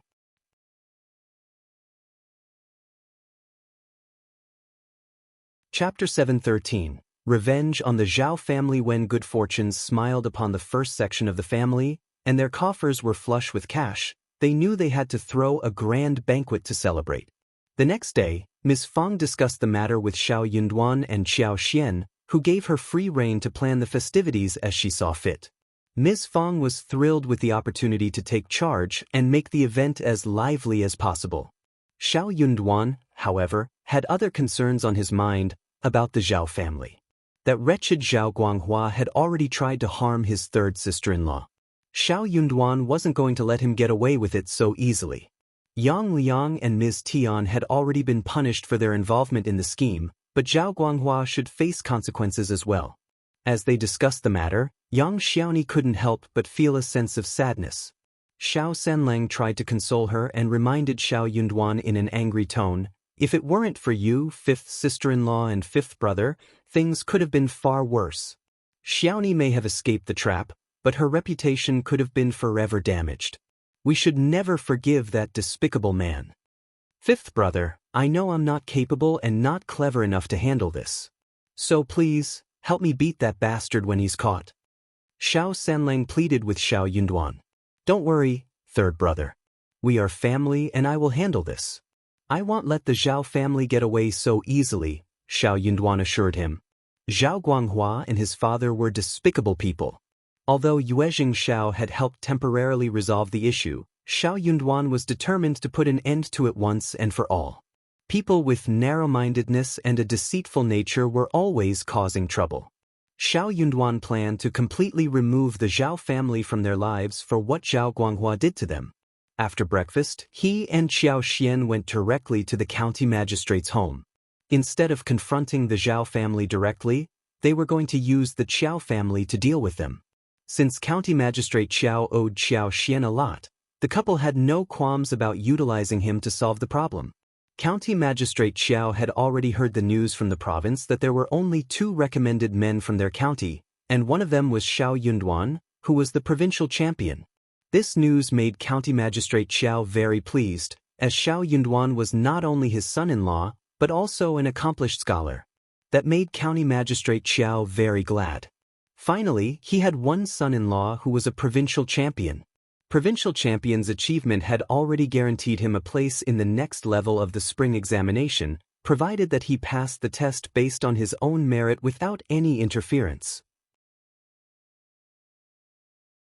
Excited by the news, County Magistrate Qiao laughed heartily and expressed his emotions to his wife.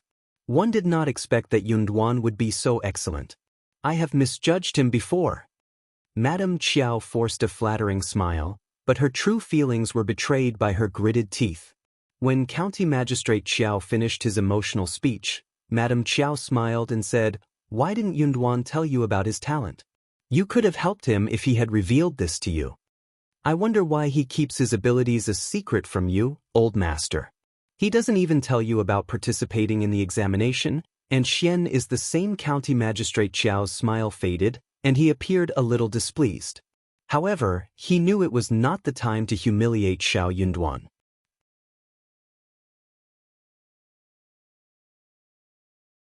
Chapter 714. What if Xiao Yunduan had the dumb luck and made it to Advanced Scholar and ranked high again? What if he became recognized by some important figure in the capital? What if, well, you never knew. What? He couldn't help feeling uncertain about his past treatment of Xiao Yunduan. He had never been kind to him. Now he could understand why Xiao Yunduan might have kept his talents hidden from him. It seemed perfectly reasonable that he would conceal such a secret. Thinking about these, County Magistrate Qiao suddenly felt less saddened. He spoke up, "Let's not dwell on the past. Instead, we should focus on the future and treat our family well. When they come to visit, we should welcome them with open arms. As for Xian, she calls you mother and you should guide her properly, so that she knows I am her father and can work for me. This would benefit her and her family in the long run." Madame Qiao felt a wave of disgust wash over her. That bitch was calling her mother. She did not deserve a thing of it. She had previously tried to sabotage her own marriage with a promising fiancé, but now Xiao Yunduan had become the provincial champion. Just what if he went on to become the national champion as well? No, that seemed far-fetched. How could she even consider such a preposterous idea? Xiao Yunduan had no wealth to go further than this. The most he could do was to reach the level of advanced scholar. But even if he was an advanced scholar, that was still a blow on them. And her husband was paying attention to them now, which was totally unacceptable.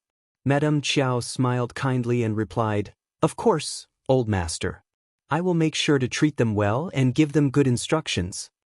I trust your judgment." Officer Qiao felt very gratified and satisfied. "Oh, I've noticed that Xian's wardrobe is a bit lacking. We should provide her with some nice garments and accessories to show her that we appreciate her new position, said Officer Qiao. Madame Qiao's anger boiled inside her, but she kept a calm exterior. She was seething with rage inside. Good ornaments and garments for that woman? She didn't deserve any of them. And didn't her husband remember that she had already sold off her good garments and ornaments for money?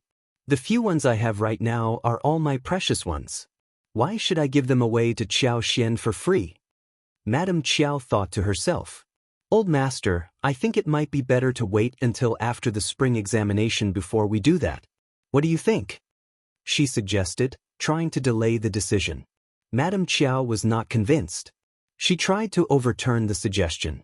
Officer Qiao replied, No, that would be too late. It is the right time now. Madame Qiao cursed to herself inwardly, but she had to force a kind smile. Yeah, right. I will arrange everything. Okay, Officer Qiao smiled. Will have our strategists spread the news and ask them to join us the day after tomorrow. You should get ready for the reception. Let the kitchen prepare plenty of dishes and arrange a courtyard for them to rest comfortably. Madame Qiao almost felt like throwing up blood. She clenched her hands around her handkerchief and forced a smile through gritted teeth. Okay, old master, she said through the forced smile. Officer Qiao got really satisfied, finally. Once he was gone, she couldn't contain her rage any longer and took it out on the nearby teacups, shattering them into pieces, panting heavily in anger.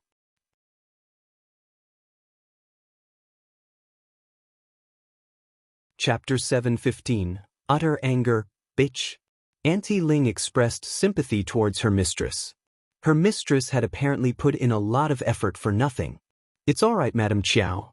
There's still a lot more to come, Auntie Ling consoled her, asking the other maids to clean up the scattered items on the ground. He's just a recommended man, not yet holding an official position. We don't know what he'll be like in the future. The old master is just pleased with him at the moment, and you can just comply with his orders for now. There's no need to let it upset you. Madame Qiao composed herself and let out a sarcastic laugh. You're absolutely right. I was foolish to be upset. The old master is the real fool here. He treats a simpleton as a prized possession. How can someone so dull succeed in the future? He'll be overwhelmed by the distractions of the capital and fail his exams. Madame Qiao, you are right, agreed Auntie Ling. The exchange between the mistress and the maid helped calm Madame Qiao's nerves. She then instructed Auntie Ling to tidy up a courtyard, arrange for some shopping, and send for Qiao Wei. Madame Qiao was particularly concerned about Qiao Wei, who had a low tolerance for injustice. She knew that Qiao Wei would be outraged when she heard what had happened and needed to be pacified first. As expected, Qiao Wei was furious upon hearing the news. That's impossible. How can a poor cultivated talent become a provincial champion? The examiners must have been blind or he cheated. Qiao Wei exclaimed. Madame Qiao became nervous and said, Stop talking nonsense. Qiao Wei only dared to complain in front of Madame Qiao. She knew better than to mention such ridiculous things. Qiao Wei snapped, Dad wants us to treat them well and prepare good gifts and news for that woman. And we're supposed to teach her too? She doesn't deserve any of this. Madame Qiao had a headache and said, That's your dad's order, and we can't let him down. I disagree. Why can't we let him down? My brother is working at Hanlin Academy.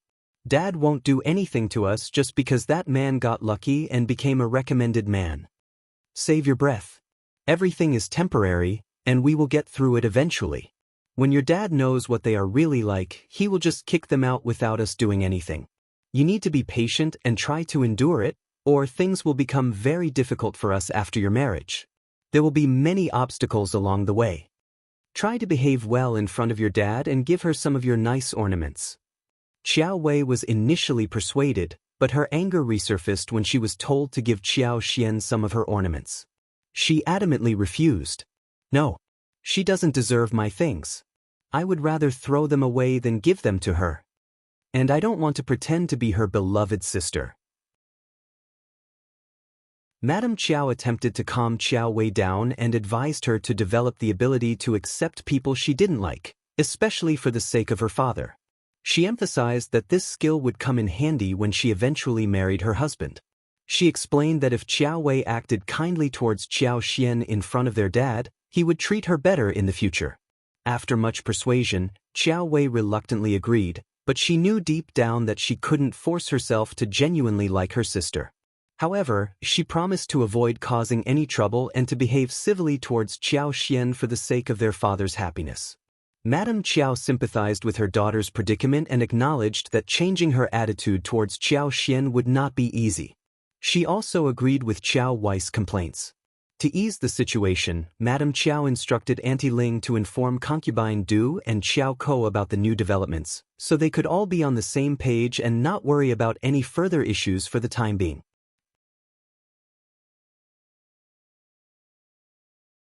Chapter 7:16. No offense. Auntie Ling relayed Madame Qiao's message to concubine Du and Xiao Ko, who understood what was expected of them, to give Qiao Xian a hard time and mock her.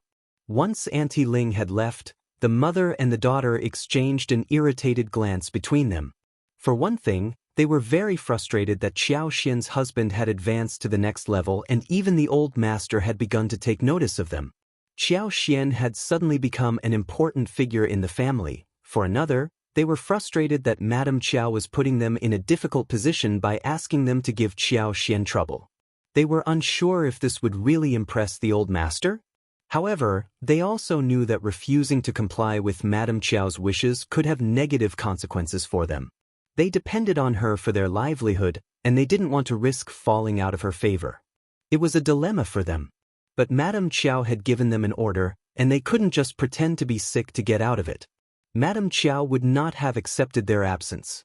"Mom, they're treating us like tools." Qiao Ko gritted her teeth, feeling a burning hatred for Madame Qiao and Qiao Wei that surpassed even her feelings towards Qiao Xian. She became even more determined to sabotage Qiao Wei's marriage. Concubine Du sneered in agreement. "We're just like servants, tools for their entertainment." Qiao Ko cried. "I am also Dad's daughter." Concubine Du let out a deep sigh of relief. "So you have to find a good husband, and only in this way will you be able to overthrow the situation you are in now." So, they knew they had to tread carefully around Madame Qiao for the time being. Offending her could mean risking their chances of finding a good husband and potentially causing themselves more trouble. Look at Qiao Xian. The reason Qiao Xian was able to rise to her current position was pure luck. No one had expected it to happen, and her success cannot be replicated. If it were to happen again, concubine Du could not guarantee that her own daughter would have the same stroke of luck. Perhaps it was premature to rely on luck for success. After all, Shao Yunduan was merely a recommended man and not particularly significant. Concubine Du was not willing to take any chances and risk her daughter's future. "Leave it to me, forget about it." Qiao Ko nodded, agreeing with her mother's decision. In truth, Qiao Ko was not bothered by Madame Qiao's opinions of her.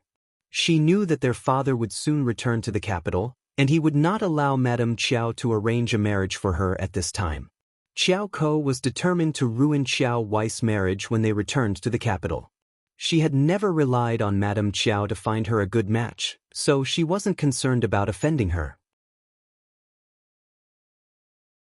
However, she also knew that it was best not to provoke Madame Qiao in case their life got worse. As the family was still making their own plans, Qiao Xian and Shao Yunduan unexpectedly arrived at the door. Madame Qiao sneered upon hearing the news. "The couple really knows when to come. We have misjudged them before." Auntie Ling had not yet finished tidying up the courtyard at this moment. Officer Qiao was pleased with the timing of their visit. It could only mean one thing. Shao Yunduan was trying to curry favor with him, otherwise he wouldn't have been so eager to see him. This time, Qiao Xian and Shao Yunduan were warmly welcomed by Officer Qiao. He patted Shao Yunduan on the back, engaging in friendly conversation as if they were close family. Shao Yunduan adopted a humble attitude mixed with a respectful tone, indicating that he had not informed his father-in-law about his participation in the exams because he was afraid of failing.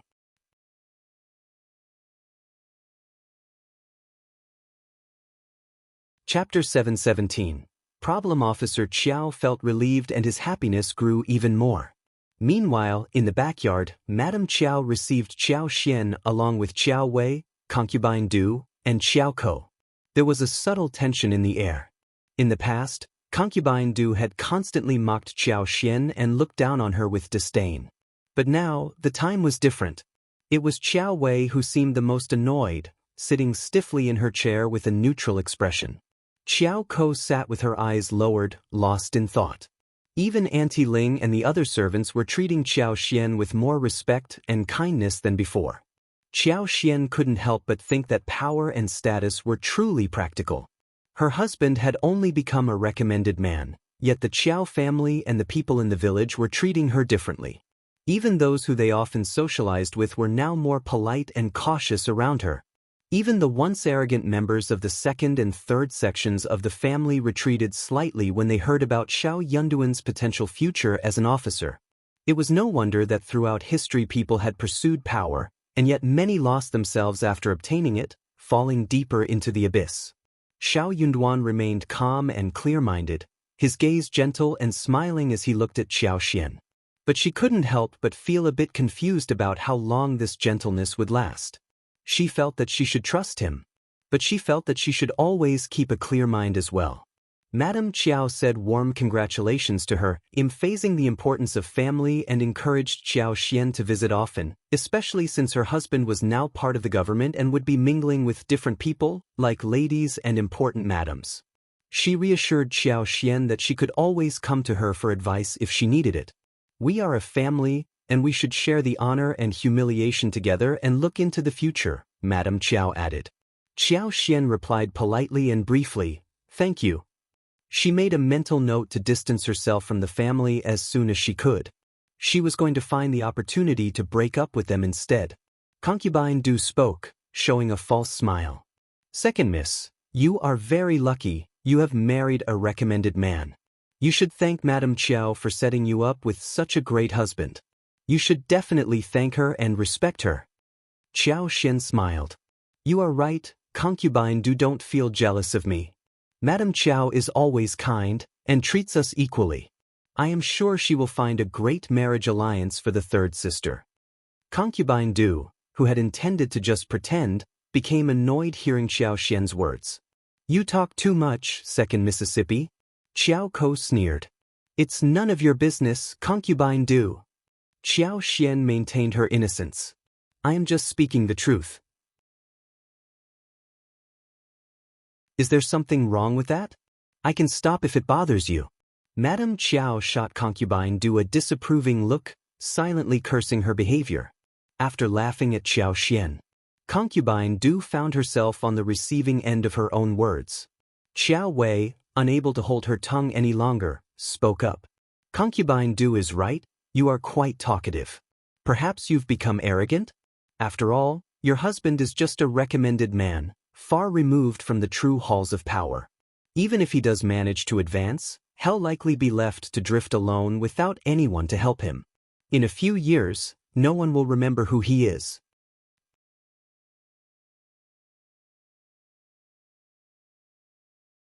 Chapter 7:18. Bleeding Xiao Xian was displeased with the way Qiao Wei belittled Shao Yunduan. But she knew better than to argue with her hot-headed sister. Instead, she calmly interjected, "I beg to differ, sister. My husband is not just a recommended man, but also a provincial champion, the first one in the whole province. That is quite an achievement. My husband will have a great and promising future." Qiao Xian expressed her pride. Qiao Wei was visibly annoyed. "A promising future?" Qiao Xian interrupted her before she could finish. "You don't think so? That was what my father said about him just now." Qiao Wei.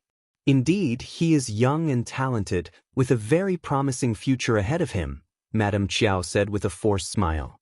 "Oh, and by the way, I have some beautiful garments and jewelry that I would like to give to you, Qiao Xian." She quickly motioned for Auntie Ling to bring them out. Despite her polite words, Madame Qiao's heart was heavy.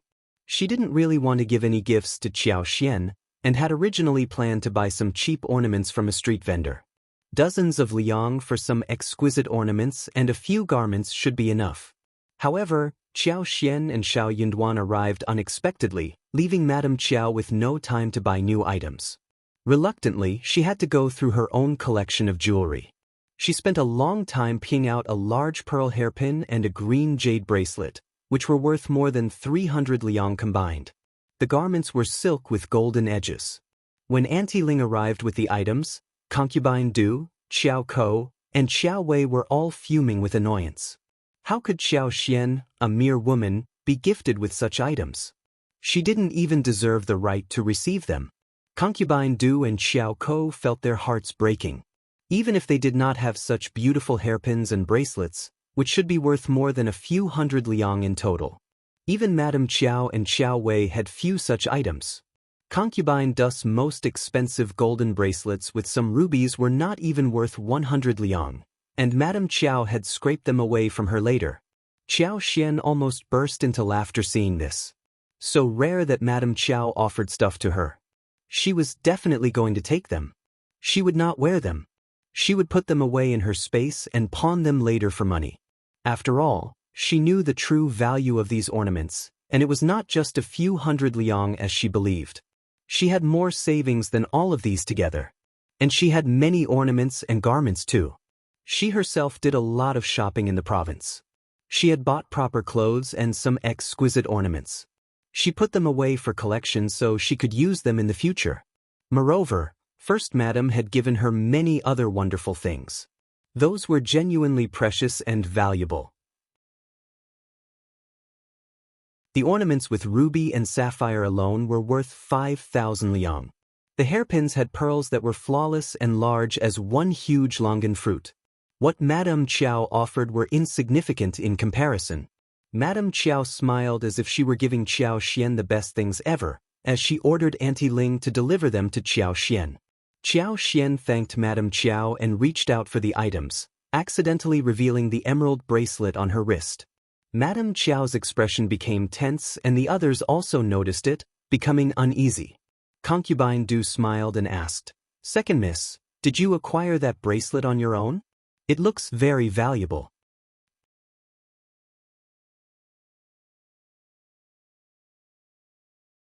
Chapter 719. Pretentious Zhao Xian smiled proudly, showing off her bracelet.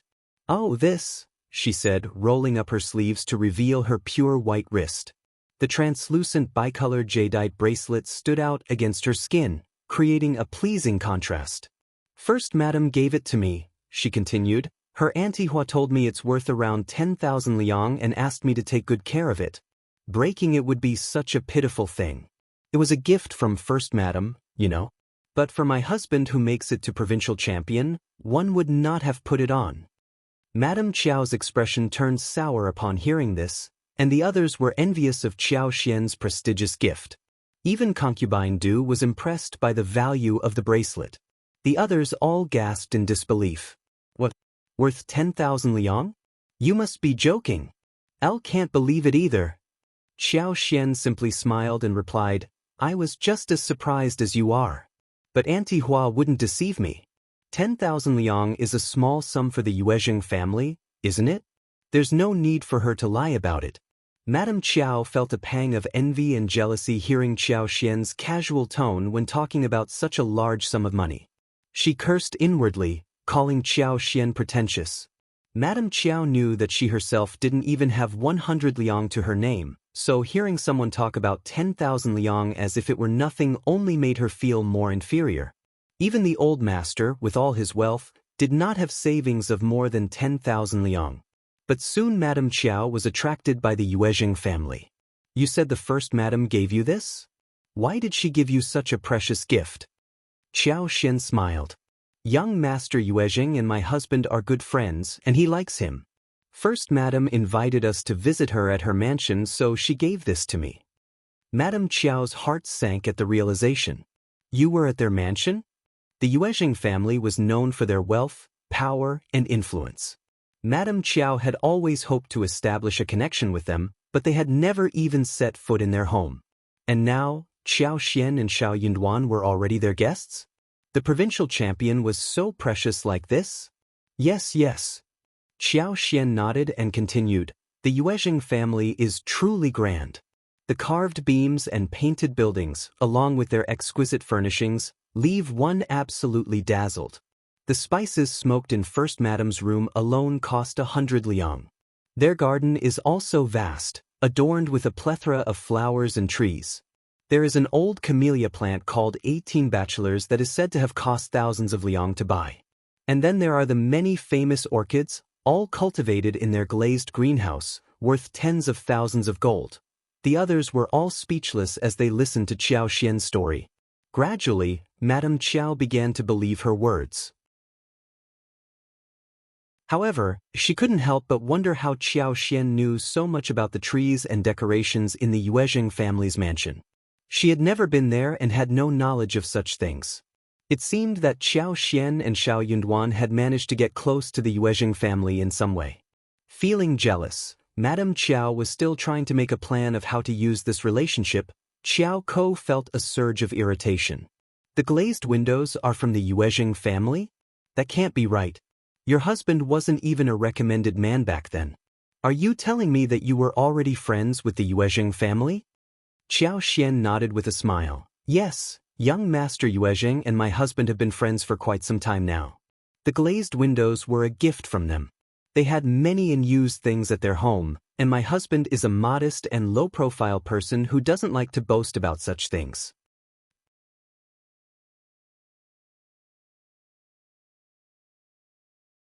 Chapter 720. Madame Qiao's anger. My husband doesn't like to flaunt his connections. People who do that could never be true friends with young Master Yuezheng, Qiao Xian said. Qiao Ko felt as if her sister was indirectly criticizing her. Madame Qiao's jealousy continued to grow, and she could no longer remain calm. It was obvious that Qiao Xian and Shao Yunduan had been friends with the Yuezheng family for quite some time. If only they had known about Shao Yunduan's friendship with the Yuezheng family, they wouldn't have needed to worry about money at all. They used up all of their savings and even forced wealthy people to lend them money, tarnishing their own reputation. At that time, they thought Shao Yunduan was just a minor manager who couldn't even hold a conversation with young Master Yuezheng. Madame Qiao quickly dismissed Qiao Xian's story as bragging, believing that Shao Yunduan must have been a nobody in young Master Yuezheng's eyes back then. She thought that the two only became closer after Shao Yunduan became the provincial champion. Madame Qiao became increasingly annoyed. Was the title of provincial champion really that precious? Shao Yunduan was just a man from a poor family, and after he became the provincial champion, he became so well received. And this woman Qiao Xian was also raised in status. Madame Qiao took a deep breath, feeling optimistic about the situation. She believed that they could benefit from the Yuezheng family and acquire some wealth before returning to the capital next year. They would need fine clothes and jewelry for their trip to the capital, so they wouldn't be looked down upon by others, would they? And they would also need money to give bonuses to the servants, as well as presents for everyone in the mansion and their relatives. They would need money to host banquets and entertain guests. Madame Qiao's constant need for money frustrated her even more as they had none. Her covetous gaze fell upon Qiao Xian's jade bracelet, reflecting her greed. In the privacy of their conversation, Qiao Wei was never one to hold back her thoughts, especially regarding her sister's behavior. The jadeite bracelet on Qiao Xian's wrist was a beautiful and noble piece, with excellent color and crystal clarity, resembling an emerald green lake. Take off the bracelet and let me see it. Qiao Xian hesitated. I'd rather not. I don't want to risk damaging it. It's a gift from First Madam, and I should keep it safe. If you want to see it, you can come and view it yourself. Qiao Xian knew that if she took off the bracelet and showed it to Qiao Wei, she would never get it back. Everyone loved this kind of beautiful bracelet. Qiao Xian, what do you mean? You think we will take this into possession? Qiao Wei shouted angrily. Qiao Ko despised Madame Qiao and Qiao Wei, but pretending to be generous, she added, "Second sister, we are all sisters, and this beautiful bracelet is too precious to keep to oneself. You can give it to elder sister as a token of our family's unity. It might even please First Madam to see us getting along so well. Or do you not want to offer it to us at all?" Qiao Wei gave Qiao Ko a very praising look. She was right this time. Xian burst out. Of course one don't want to. One never see anything good, unlike you who always have good things to wear. So I need to keep it up. Qiao Wei flushed out of utter anger. She did not need to care a thing when no one outside the family was here.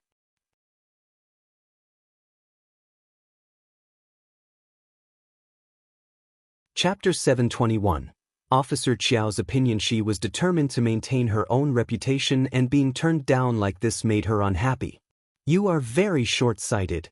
Xian retorted. You are right, sister, I am not as good as you. Qiao Wei. Madame Qiao suggested. First, Madame gave this bracelet to you as a gift, so you should take good care of it. Double 9th day is approaching, and you should visit her to show your gratitude. We can all go together. Qiao Wei understood Madame Qiao's intention and decided to stop harassing Xian. Yeah, Xian was rude and dumb, and even she could make First Madame happy, and could she? Thought Qiao Wei. She thought to herself that if she could please First Madame more, she might receive even better gifts in the future. She was fortunate to have a promising husband, but without him, no one would be willing to associate with her. Madame Qiao continued to inquire about the Yuzheng family. Xian also advised Madame Qiao to pay close attention to Ms.Mi Jr. and Yuzheng Ting. She wondered what would happen if they met. Xian looked forward to that. Madame Qiao found Xian's practicality impressive and started to warm up to her, even becoming kinder. Xian and Shao Yunduan were invited to stay for lunch. Officer Qiao ordered some high-quality dishes from a nearby restaurant while they waited for the food to be prepared. He was very hospitable and sincere in welcoming the couple. After lunch, as Xian and Shao Yunduan left, Officer Qiao and the rest of the family saw them off happily and praised Shao Yunduan as the best son-in-law. Madame Qiao felt inwardly annoyed at this. What did Officer Qiao say about the Zhao family? They had just got onto the donkey cart when Xian asked. Shao Yunduan stiffened and thought of how his father-in-law treated him so earnestly. He smiled and replied, Officer Qiao was very hospitable, and he even advised us to be careful. He mentioned that the Zhao family has been causing trouble lately, and that he has been wanting to take care of them for a while. Xian, good, that saves us a lot of trouble. Yeah, true. They did not care much about how it was done. As long as the Zhao family could be removed, anyway would be fine. The Zhao family had to be removed. Soon, there was going to be a lovely show. After they left, Officer Qiao couldn't help but admire Shao Yunduan's charisma and charm. Despite not being overly enthusiastic in his demeanor, he found Shao Yunduan to be an impressive and outstanding individual. He felt very satisfied with his son-in-law. Later on, Officer Qiao spoke highly of Madame Qiao for finding such a remarkable son-in-law for their daughter. Madame Qiao agreed reluctantly and changed the topic to the Yuzheng family. What happened in the past did not matter much, but at this moment, she was willing to do whatever it takes to get closer to them so that they would never have to worry about it again. First, Madame gave Xian a bracelet worth 10,000 liang, so the Yuzheng family must be very rich and generous as well. Officer Qiao instantly came up with much motivation after hearing that. Knowing that it was all for nothing, they might have been infuriated. However, Xian wouldn't have brought up the first Madame to Madame Qiao if it hadn't been for her mentioning her first.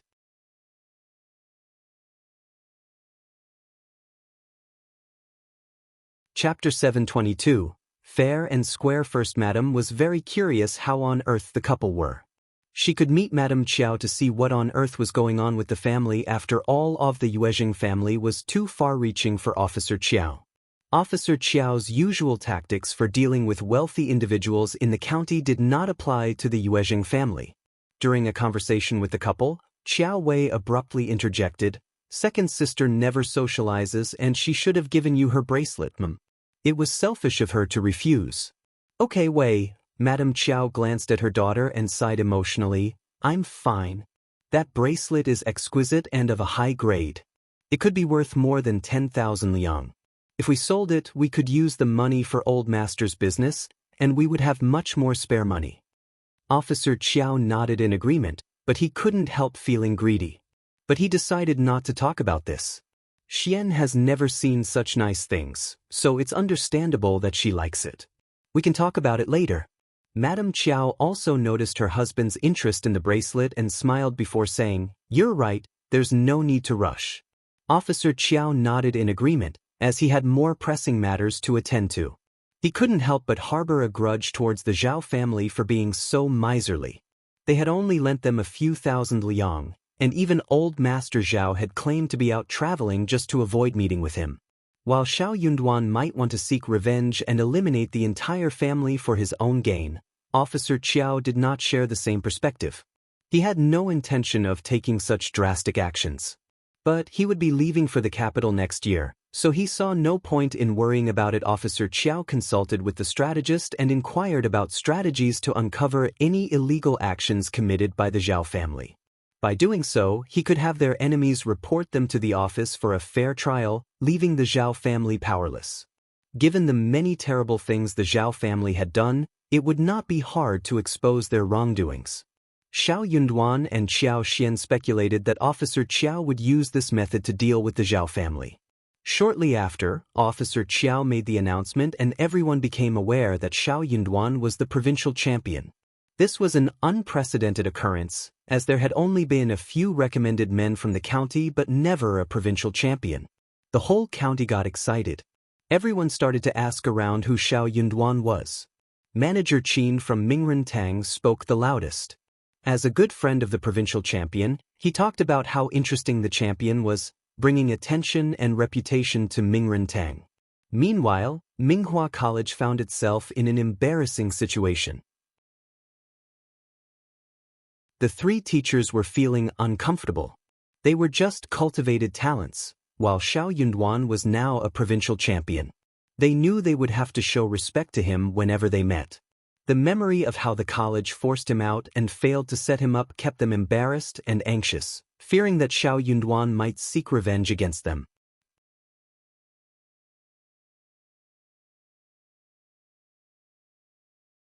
Chapter 723. Going there, the three teachers complained to each other, but they could not come to a decision. As a result, individuals who possessed strong moral values and knowledge began to question whether the three teachers were unsure about their situation. There was even talk of them considering attending a different college in the next county rather than remaining at their current college. It was widely known that Shao Yunduan was forced to leave due to the influence of teachers who had been bribed by Zhao Guanghua. However, most people did not pay much attention to it. Nonetheless, this incident raised concerns about the ethical conduct of the three teachers involved. Interestingly, after leaving, Shao Yunduan went on to become a provincial champion. This essentially implied that the teachers not only had poor ethical standards, but their knowledge was also questionable. Therefore, there was little incentive for the students to remain at the college. The students discussed this matter discreetly, without intentionally concealing anything, which was not entirely hidden from the teachers' knowledge. Before long, the three teachers became aware of these discussions. The teachers were both infuriated and humiliated by the students' discussion, but they were powerless to act on it. They argued amongst themselves discreetly and feigned ignorance. However, deep down, they knew that the future of Minghua College was bleak.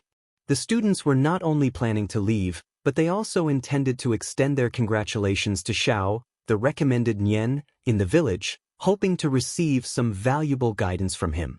Hopefully, that would bring some auspiciousness to their future. The teachers were feeling increasingly dejected. Although the students did not take any overt action, their mere presence served as a constant reminder of the teachers' transgressions. The teachers attempted to act as though nothing had occurred, but the atmosphere remained tense. Meanwhile, Shao Yunduan was not one to hold a grudge and was pleased to receive the students' congratulations. But what about them? Should they visit him or not? The teachers were hesitant to visit Shao Yunduan in case they were met with humiliation, but they felt it would be disrespectful not to pay their respects to a former student of Minghua College. Moreover, they hoped to receive Shao's blessings, and perhaps establish a relationship with him that could prove beneficial in the future. If they could mend the bridge with Shao, it could potentially lead to valuable connections and opportunities. As for the three teachers, they discussed amongst themselves and came to the conclusion that saving face was not as important as maintaining a good relationship with Shao Yunduan. They gathered the students and, on behalf of the college, visited Shao with gifts. The teachers would join the group naturally. However, when the college was discussing the visit, Liulang had already rushed home, feeling annoyed and humiliated. He found the whole situation to be incredibly irritating. Fifth cousin, I thought you said you weren't taking the exam. Why did you go ahead and participate anyway? You lied to us. Liulang accused Yunduan, storming towards the first section of the family with a tone of anger, as if Yunduan had committed a wrongdoing. Hey, Liulang, be careful with your words, Ms. Fang intervened, defending Yunduan. Yunduan is a recommended man and a provincial champion, a respected scholar. You should show him some respect or you might face consequences. Don't forget he has achieved a higher level than you ever will. Liulang was taken aback by Ms. Fang's stern words and was at a loss for words. There was a saying that went like this, and Liulang knew he needed to respect it. He had to admit that his cousin had achieved a higher level of education and success, and had become a different man from the one he knew before.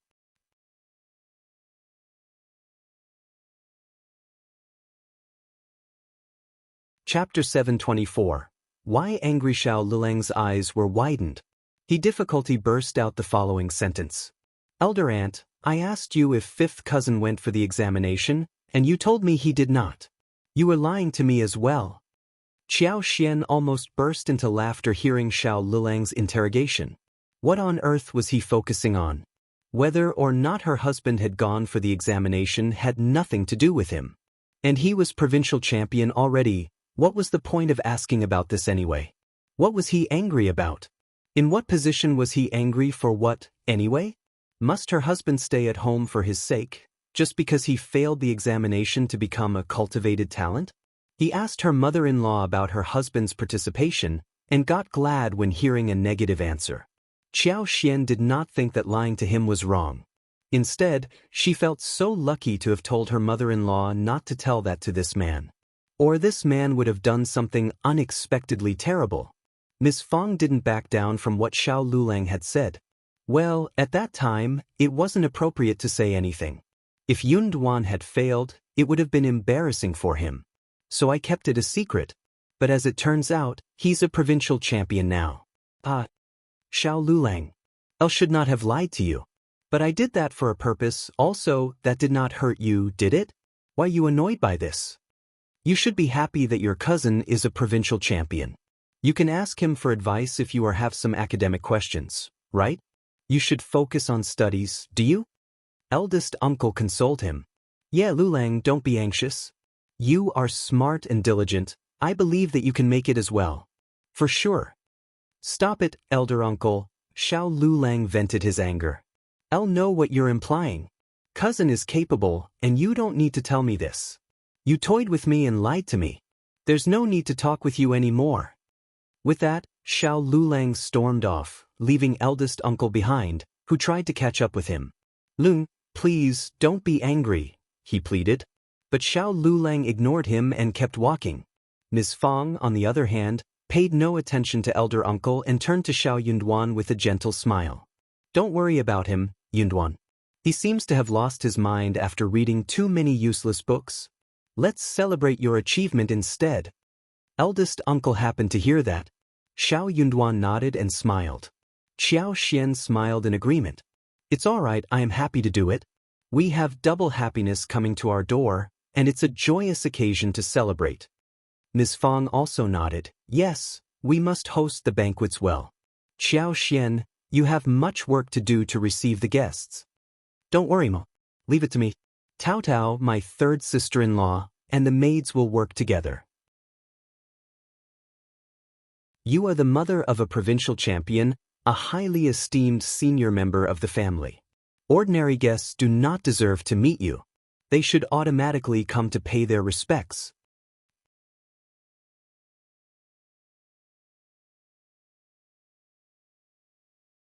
Chapter 725. Regretness. Fang was very amused. Oh my! That is not what I am used to. You should, Mom. You will meet even better things in the future. That is your fortune. Ms. Fang laughed. Okay, Let's all share the fortune. Thank goodness you are here, so I am not feeling that unsure anymore. Qiao Xian added. Don't worry, Ma. I will get everything well arranged. Shao Yunduan looked at these two women, gently and smiling. Sure enough, the strategist and publicist arrived to congratulate Shao Yunduan. The announcement of his becoming a provincial champion caused a great stir in the first section of the Shao family. People flocked to offer their congratulations. Land officers and elderly men from the clan led Shao Yunduan to the ancestral hall where he paid tribute with tears of pride. There had never been a recommended man from the village before, and Shao Yunduan was the first to obtain the title, which was a great honor for the whole village. Villagers, friends, and relatives, as well as businessmen from the Yuezheng family such as Manager Qin and Manager Dong, and even businessmen from other villages, all came to offer their congratulations and establish relationships with the family. Qiao Xian had attended many banquets with the first madam and had learned some basic manners. She led young Xiaoni and Tao Tao to receive the guests, and they were also trained in the proper etiquette. The maids helped everything run smoothly, ensuring that everything was in proper order. They were so well-mannered that even some businessmen who didn't think of the Shao family as important couldn't help but adjust their attitudes and show full respect.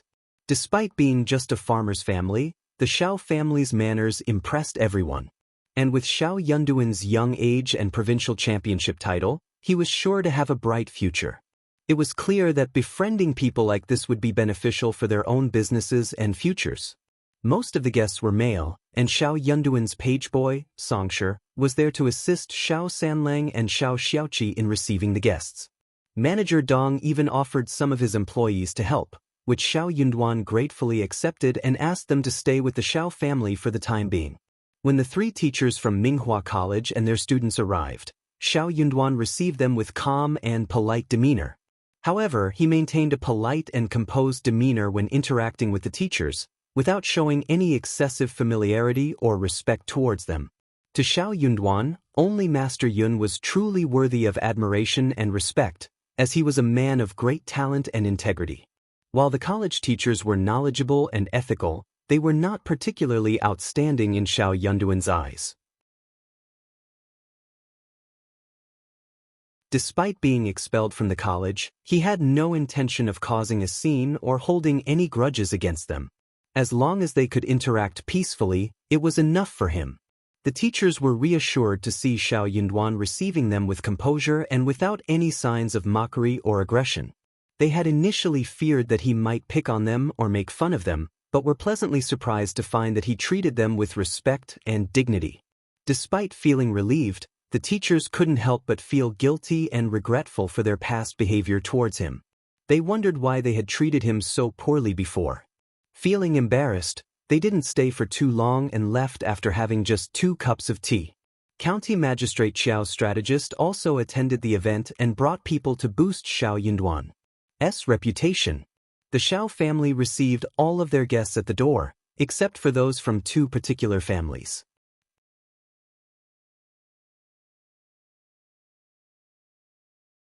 Chapter 726, pretending one of them was the Zhao family, who had wronged the Shao family before. The Shao family found it odd that the Zhao family would come to their door bearing gifts. Did they really believe that a few presents could erase their past transgressions? Zhao Guanyin, the housekeeper, as well as 2 servants from the Zhao family arrived with elaborately wrapped gifts. The first section of the Shao family became furious upon hearing of the guests' arrival. Fang shouted loudly, "How dare you come to the door? Get out of my place!" Shao Sanlang punched directly at Zhao Guanjin's face. "You are staining our floor. Get lost now." Zhao Guanyin was totally confused, asking sternly in a mess. "When did we offend you? You are over the top, how can you punch us for no reason?" "So what? We did not punch you at your door because we don't have time. If you dare come to us, we will punch you every time you do." Shao Yunduan sneered coldly, "Are you putting on a dumb show, young Master Zhao?" "Well played." Zhao Guanyin was even more confused than angry. He knew that something must have happened. "I really don't have a clue, then you can ask when you are at home." Shao Yunduan interrupted him. "Leave now or we will continue to punch you."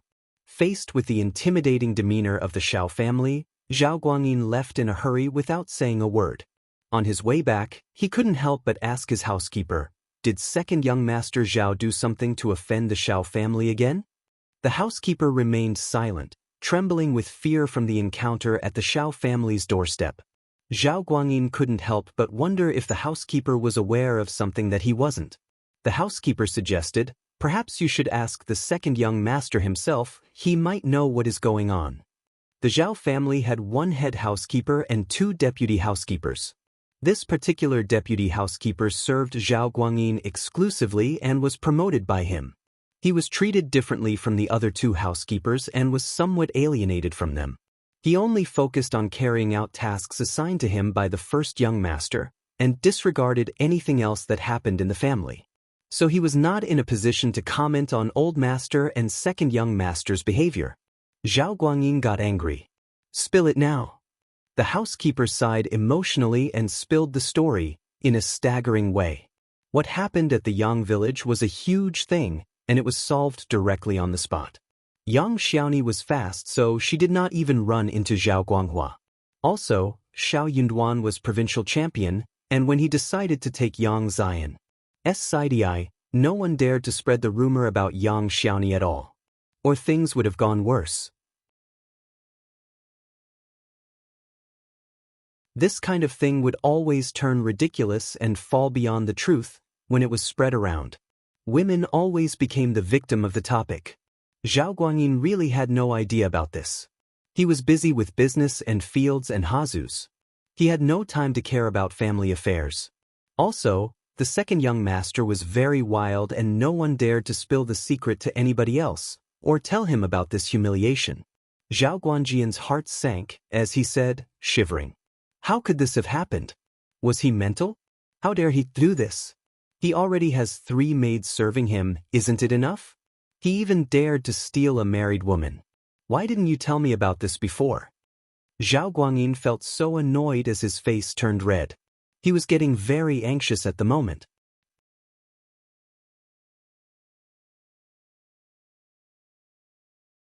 Chapter 727.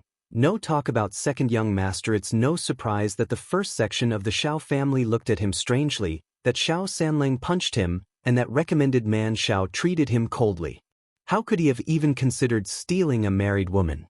Such an act was unforgivable, especially considering that Shao Yunduan was the provincial champion and his wife was Officer Qiao's daughter.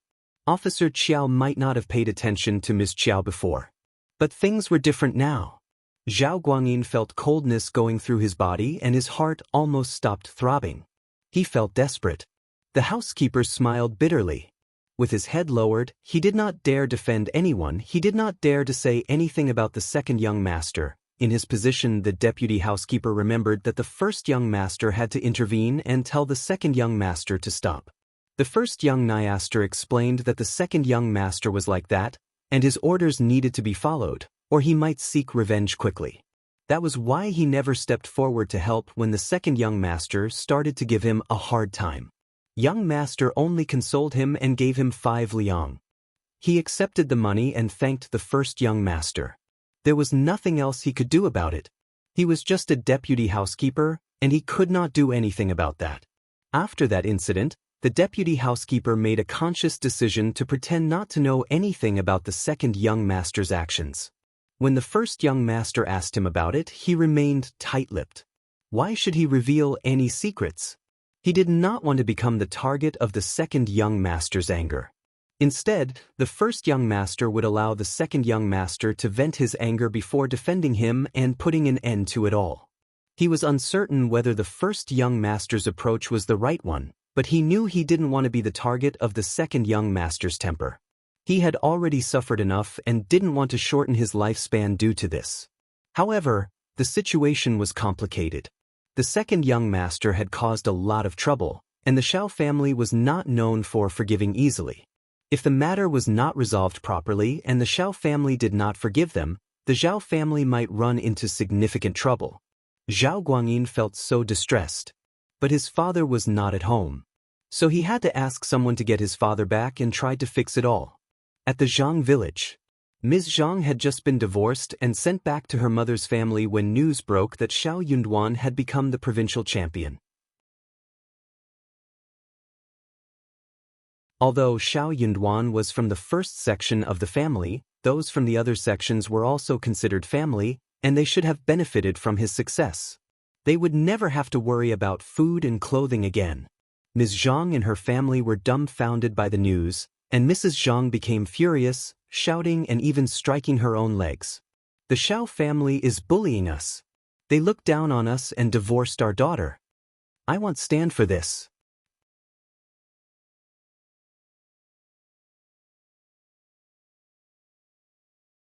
Chapter 728, Ms. Zhang's Intention Misses. Zhang lashed out at both the Shao family and Ms. Zhang. You're so useless. You've been married to them for so long, given birth to a son and a daughter, and they still drive you out of the family. What good are you anyway? Ms. Zhang couldn't hold back her tears, and they began to trickle down her face as she sobbed. She didn't even dare cry in front of her mother because she knew she would only be met with more cursing and beatings. Zhang Debao, meanwhile, had forgotten about the punches he had received from the Shao family and joined in. Yeah, the Shao family is terrible. They drove the second sister out of the family on purpose. Why must we be bullied? Second sister has given birth to the lineal children of the family, and they can't just ignore her completely. Mom, send the second sister back to the Shao family. The Shao family was now flourishing, and Mrs. Zhang knew that if she could somehow remain connected to them, her family would surely benefit from it. There was no point in staying at her own home since she wasn't earning any money. Ms. Zhang also shared the same intention of returning to the Shao family. She missed her children and her husband and had to admit that her life at her mother-in-law's home was much better than her life at her own home, despite her mother-in-law's constant scolding. Mrs. Zhang agreed with her son's suggestion and said, "That's right. Let's go back to the Shao family. If your wicked mother-in-law still refuses to accept you, then go and plead with Shao Erlang and your children. You gave birth to them, and they should listen to you. If you can't even control your own children, then what's the use of you being here at home all day?" Zhang couldn't bring herself to look up and speak. She was doing her best to stay close to their uncle, but her children hardly ever saw him, and they didn't believe her words. Meanwhile, her mother-in-law kept giving her chores to do, leaving her with barely any time to take care of her children. As they talked, Mr. Zhang chimed in, "Why rush into things? Let's wait a bit longer. We've spoken with the land officer and elderly men, and they've promised to help us out." According to the old saying, marriages should not be broken up without good reason. Our daughter hasn't done anything wrong, and the land officer should intervene on our behalf. Mrs. Zhang nodded in agreement. She felt reassured by her husband's words. The next day, Mr. Zhang went to the land officer and the elderly men and asked for their assistance. To their relief, things went more smoothly than expected. They all agreed to help, seeing it as a way to strengthen their own community ties. What was more, Shao Yunduan was the top-ranked candidate and likely to enter the government office soon. Having a relative like Ms. Zhang in their family would certainly be advantageous for the Zhangs. So, the land officer and other villagers from Zhang village accompanied Ms. Zhang to Shaoding village. However, they were unsure whether she should first return to the second section of the family or visit the first section to offer congratulations. They agreed to visit the provincial champion first. It was always better to approach with a smile than to be turned away. Relatives and friends were already visiting the Shao family to offer their congratulations, so the Zhang family should do the same. The provincial champion would surely accept their well wishes, and if they were accepted, then Ms. Zhang would be accepted too.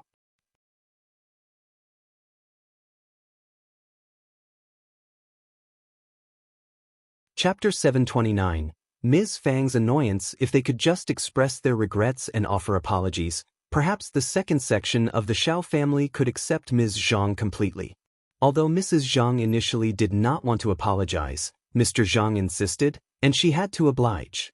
After all, it was the Zhang family's fault for being caught red-handed by Shao Erlang, so an apology was necessary. Despite her reluctance, Mrs. Zhang kept her objections to herself and agreed to apologize.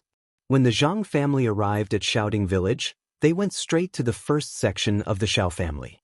Many guests had already visited to offer their congratulations and kind words. Thus, when the group from Zhang village arrived, the first section of the Shao family happened to be free to receive guests. As the group approached the door, Xianxia, who was standing guard, was startled by their size and hurried off to inform the family. Ms. Fang, eldest uncle, and Shao Yunduan all came to greet them, but their expressions darkened upon seeing that the group was from Zhang village. The land officer and the elderly men from Zhang village offered their congratulations and kind words to Ms. Fang, who responded politely. Eldest uncle even invited them inside the house. However, Ms. Fang shouted, "Hang on!" She threw a cold look at Ms.Zhang. "The Zhang family must not be here. We don't accept such evil women. She is staining our floor." Ms. Fang had always disliked Ms.Zhang, and after what Ms.Zhang did to her son and got divorced, her resentment grew even stronger. She glared at Shao Yunduan and Shao Xiaoqi, blaming them for meddling in her family affairs and causing her so much trouble. She even wished them a miserable life. Ms. Fang's grudge against Ms. Zhang remained deep. Ms. Zhang and the Zhang family may have regretted their actions, but it was too late to make amends in Ms. Fang's eyes. Mrs. Zhang was so annoyed. "We are relatives. We have no vicious relatives like you. Ms. Zhang is divorced and you have just accepted the letter. We have nothing to do with you." "What? Glaring back at me? What are you thinking? Throwing temper at my place?" Shao Yunduan added. "Mom is right. The Zhang family are not ethical people and we have nothing to do with each other anymore. They are not accepted to our door. But the others are welcomed inside." But Mr. Zhang's expression turned to anger, although he tried to maintain a smile on his face. "Recommended man Shao, we are here to pass on our congratulations with sincerity. My daughter used to be your sister-in-law, and as a scholar, you should understand the importance of proper etiquette." "Of course he does." Ms. Fang sneered. "That's why we're not associating with you." "Sister-in-law? She is not." "If everyone follows your example and comes to my door uninvited, am I supposed to welcome bandits and hooligans as well? This is not proper etiquette, and it's tarnishing our family's reputation." Qiao Xian added. "Mom is totally right." Yang Xiaoni nodded. "Yes, absolutely right." The land officer and the others exchanged a look between themselves, feeling quite embarrassed. They had not expected the conversation to turn this way. Trying to ease the tension, the land officer smiled and spoke up. "Ms. Zhang made a mistake, but even saints make mistakes and learn from them. Perhaps she deserves another chance. She has been doing well in her current home, raising children, respecting her in-laws, taking care of her husband and household duties. She is a diligent person."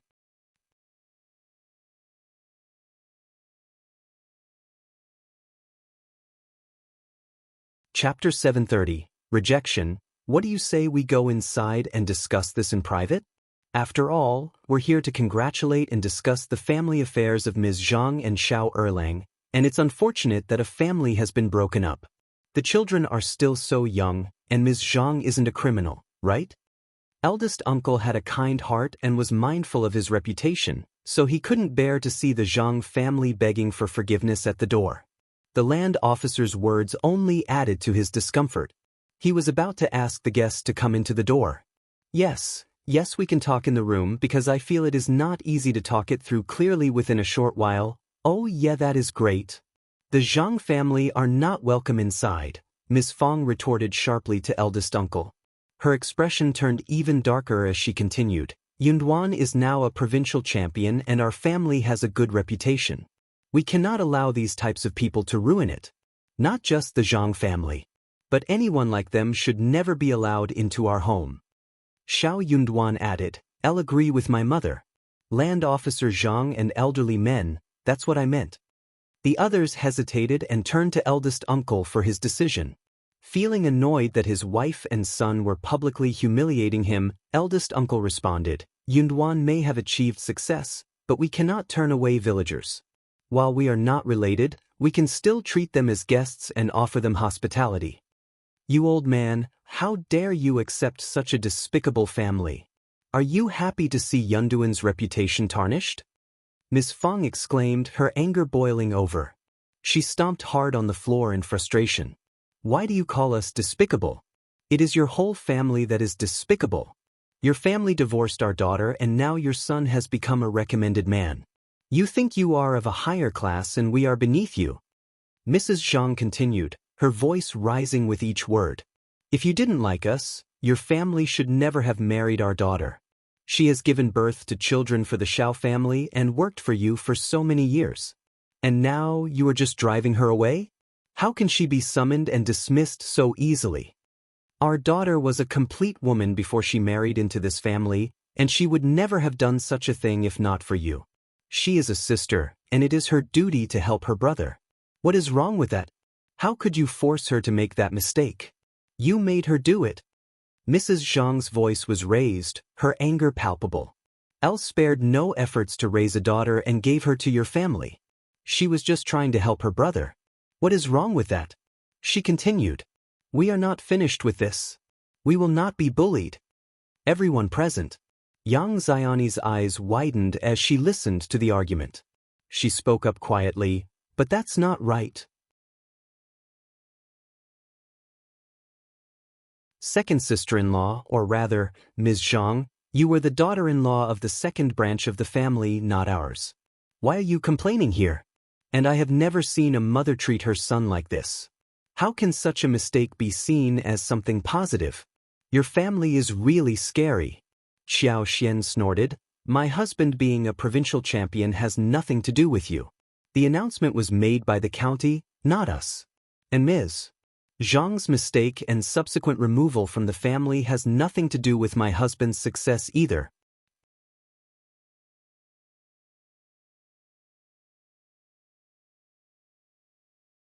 Chapter 731. Not deserving. Elle cannot believe you had the audacity to call my mother horrible. You were the one who made the first mistake by coming to our home and insulting us. If you dare to set foot in our house again today, we will ensure that you face utter humiliation. Xiaoni said, very right. Everyone present.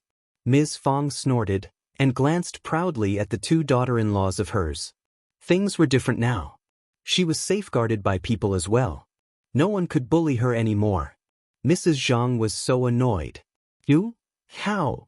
The others exchanged glances, their expressions filled with disdain as they directed their disapproval towards Mrs. Zhang. They regretted believing Ms. Zhang and now questioned her character, especially considering the behavior of her children.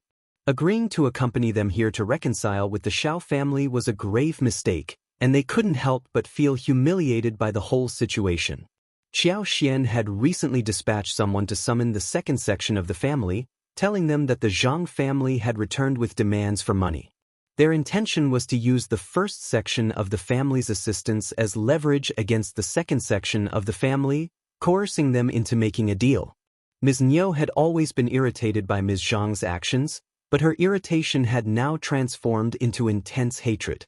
Ms. Zhang had not only stolen from them to provide for her own family but had also manipulated her own son. When news reached Ms. Niu that the Zhang family was attempting to gain control over the second section of the family through the first section, her anger reached its boiling point.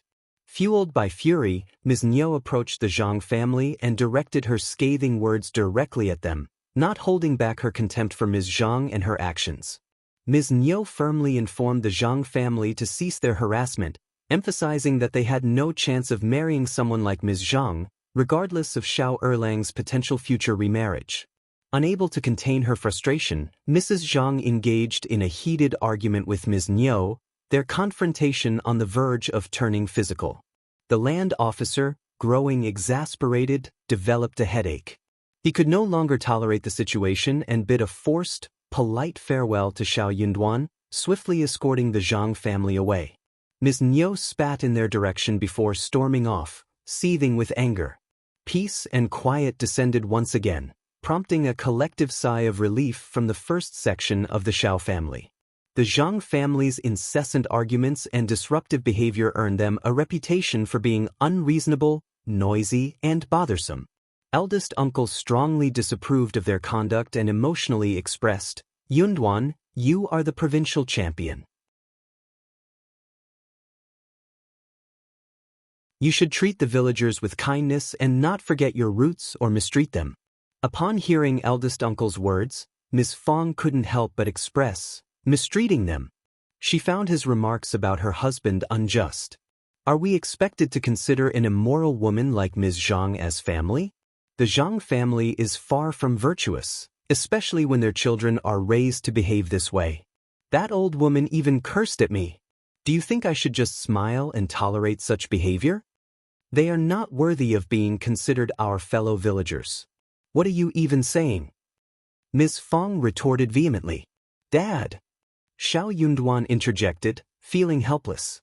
I am just a provincial champion, not even holding a significant position. It is premature to discuss forgetting one's roots at this stage. Many people harbor jealousy towards me and secretly plot against me. We should never associate ourselves with individuals like that. We should never have any connection with the Zhang family and the Zhao family. You never know what they are plotting. If you find it unbearable, then stay out of the limelight. Don't interfere in anything related to me, Dad. Ms. Fang reassured him. Duan, don't worry. I'm here. I will never let anyone like them tarnish your reputation. I won't forgive anyone who tries to harm you.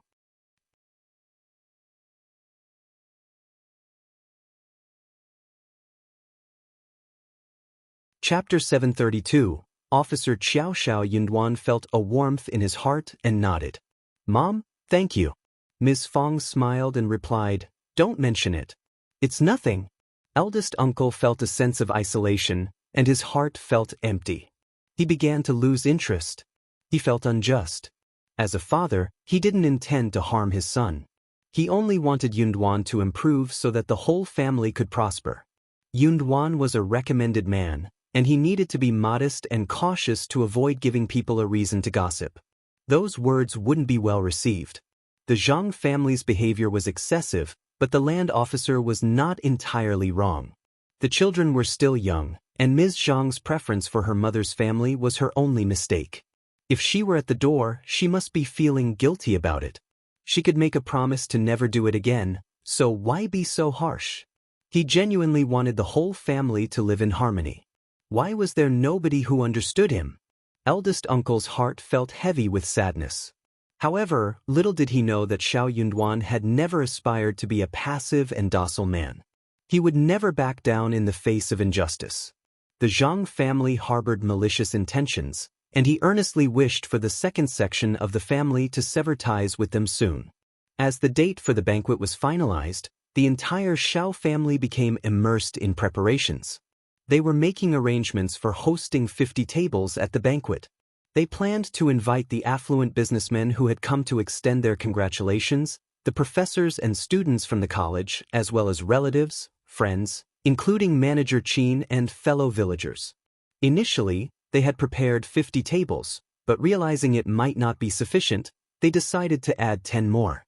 With the banquet just 4 days away, Shao Yunduan took charge of writing the invitations, while Manager Dong and Qi were assigned the task of delivering them. Shao Yunduan personally informed the county magistrate about the upcoming banquet but made the decision not to send him an invitation. He explained that the event was expected to have a large number of attendees, and the presence of the county magistrate might create a formal and restrained atmosphere, preventing guests from celebrating freely. However, Shao Yunduan assured the county magistrate that if he returned to the county with Officer Qiao later, they would be treated separately and accorded the appropriate hospitality. Officer Qiao was pleased to hear Shao Yunduan's considerate decision and commended him for his thoughtfulness. Initially, Officer Qiao had been reluctant to visit the countryside as it was not a place he particularly enjoyed. He had been concerned that his absence might disappoint Shao Yunduan, but now he was contemplating what he should do in response to the situation. Shao Yunduan took the initiative to propose the idea of not inviting the county magistrate to the banquet, which showed his thoughtfulness as a son-in-law. However, the underlying truth was that Shao Yunduan had never intended for the county magistrate to visit his home. With the date for the banquet confirmed and invitations distributed, the preparations were set in motion. Villagers came forward to lend their assistance, and the banquet chefs were present to oversee the cooking. Since the dishes couldn't be preserved for an extended period, Fresh ingredients had to be purchased on the same day to ensure the highest quality for the meal. The banquet required a total of 8 bowls to accommodate all the guests. To ensure freshness, 2 large and plump pigs were purchased and slaughtered during the night. Alongside the pigs, 60 chickens and 60 ducks were also prepared.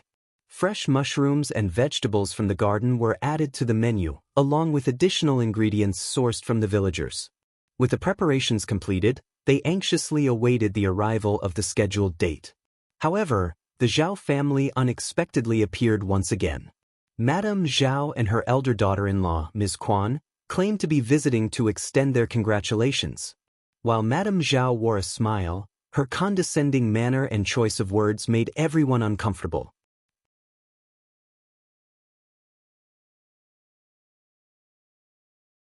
Chapter 733, Unknown MS. Su was still recovering in bed. Ms. Fang decided not to allow young Xiaoni to come to the door, since she was related to this incident. Taking charge of the situation, Ms. Fang herself greeted Madame Zhao and firmly declined her entry. She couldn't help but feel a sense of frustration with the Zhao family's audacity. Did they truly believe that a few women could sway her decision? Absolutely not. Their attempts to win her over with elaborate gift boxes went unnoticed by Ms. Fang. She didn't even spare a glance at them, let alone consider accepting their offerings. The Zhao family seemed to hold the mistaken belief that Ms. Fang and her family were ignorant and unaware of the world around them. However, Ms. Fang couldn't help but find their assumptions amusing. Young Master Yuezheng and young Master Xie had presented far more impressive gifts, having experienced and witnessed countless remarkable things. The Zhao family likely couldn't even compare to some of the items they possessed. With their arrogant expressions and presumptuous demeanor, these 2 women had nothing of interest to offer in a conversation. Ms. Fang had no desire to engage with them on any level. Attempting to maintain a sense of composure, young Madame Quan intervened and urged Ms. Fang to reconsider. She emphasized the importance of not becoming enemies and suggested a discussion to resolve their differences. Madame Fang, let's have a seat and talk about this. We are here to convey blessings, after all. Just let us know what you need. Qiao Xian interjected firmly, there's nothing to discuss at this moment. We are not on the same level. Please leave. Mrs. Shao, we genuinely mean well. Would you be willing to negotiate if this situation happened to your own family? Young Madame Quan found herself at a loss for words. She realized that the response she wanted to give was not something she could say in this situation. The answer was, of course, no. The atmosphere grew tense as both sides stood their ground, unwilling to back down. Madame Zhao furrowed her brow and spoke candidly, Mrs. Shao, let's be frank. My son lacks direction in life and often associates with unsavory characters who influence his behavior. That's why incidents like this happen. But no real harm was done, right? Otherwise, we wouldn't have come here to discuss it. My elder son and I have already reprimanded him, and he will never dare to do anything like this again. We have come here to apologize, Ms. Fang. We are all from the same county, so let's put this behind us. Whatever you need, just say it, and we will do our best to assist you.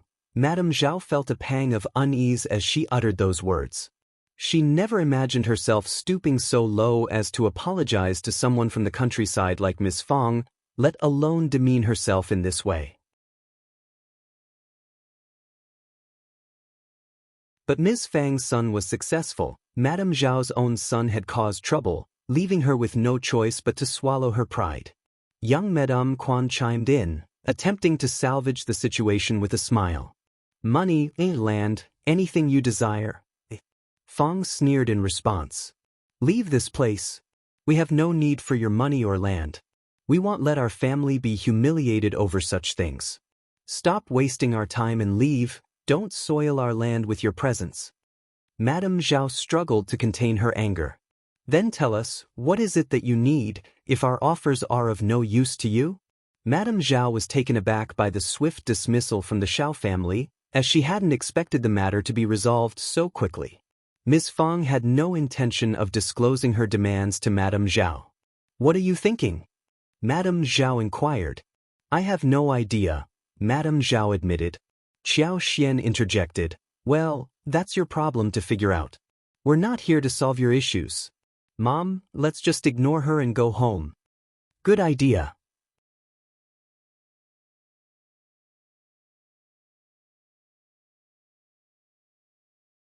Chapter 734, Lucky Young Xiaoni. Afterward, Miss Fang led her daughter-in-laws and daughter back into the house, leaving Madame Zhao and her daughter-in-law standing outside.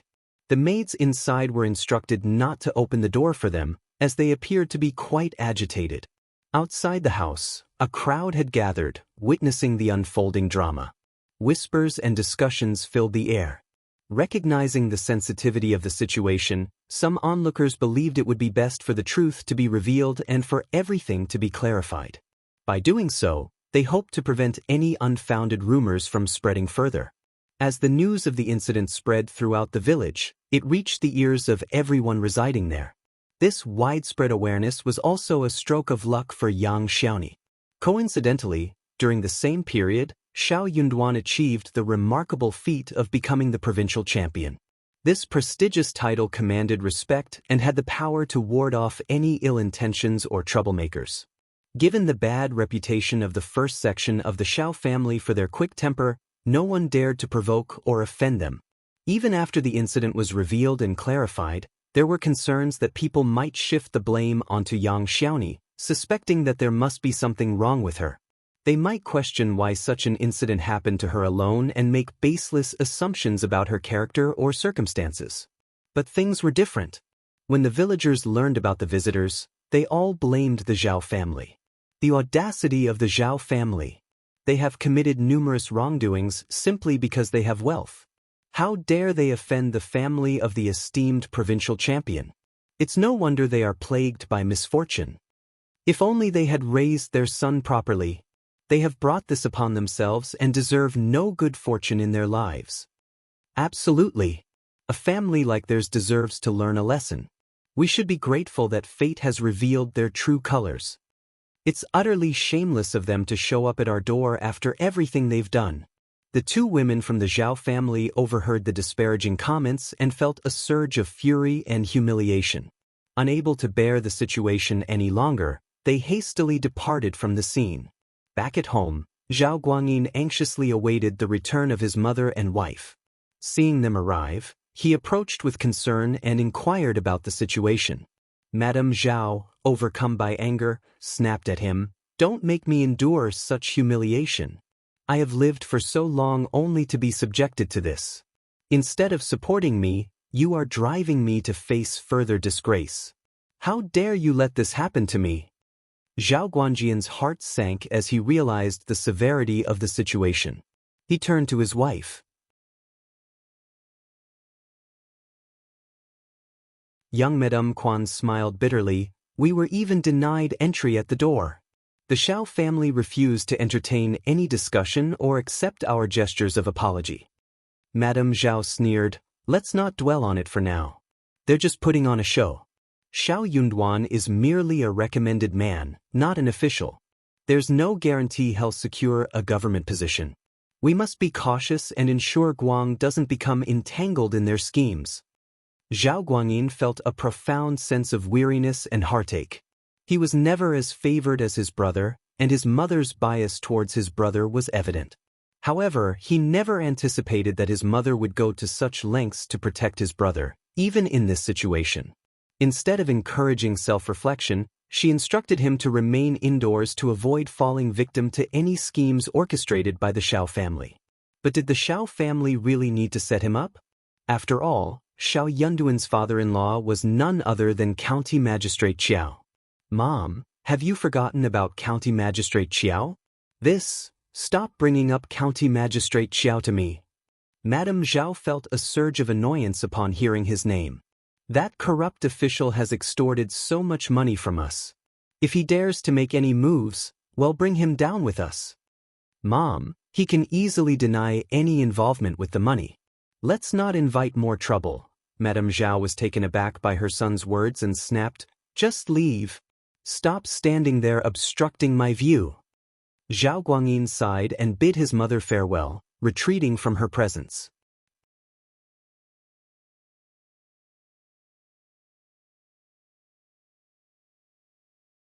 Chapter 735. Worst case. Zhao Guanyin dismissed his servants and returned to his private quarters, where only his wife remained. Gather our most valuable belongings and secretly transfer them to your family's home. Keep them hidden and make sure no one knows about it, he instructed.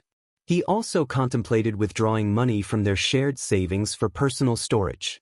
Young Madame Quan was taken aback. Is it really that serious? I'm not sure, Zhao Guanyin replied with a sigh. If the Shao family were simply causing trouble, it would be easier to handle. We could offer them money and use sweet words to make them go away. But right now, they are treating us poorly and refusing to negotiate, so, young Madame Quan felt a sense of unease. She suggested, what if we ask your mother and sister to visit the Qiao family? Your sister and elder Miss Zhao are good friends, and your mother has a good relationship with Madame Qiao. If they intervene and offer to reconcile, perhaps the Shao family would back down? Zhao Guanyin found himself feeling a glimmer of hope. While uncertain of the outcome, it was worth a try. So he agreed. But Madame Zhao was unable to have the invitation delivered to the Qiao family at all. They couldn't even meet with Madame Qiao and Qiao Wei. Zhao Guanyin had to prepare for the worst-case scenario. Soon, a grand banquet was held at the main residence of the Shao family, spanning 2 days. People from Zhang village attended the feast, but the Zhang family was conspicuously absent. They knew it was best to stay away and not be present in such circumstances. Yang Liang and his wife didn't even dare to show up. However, some people from Yang village attended the banquet. The couple had become the laughingstock of the village, and they had no face to meet anyone.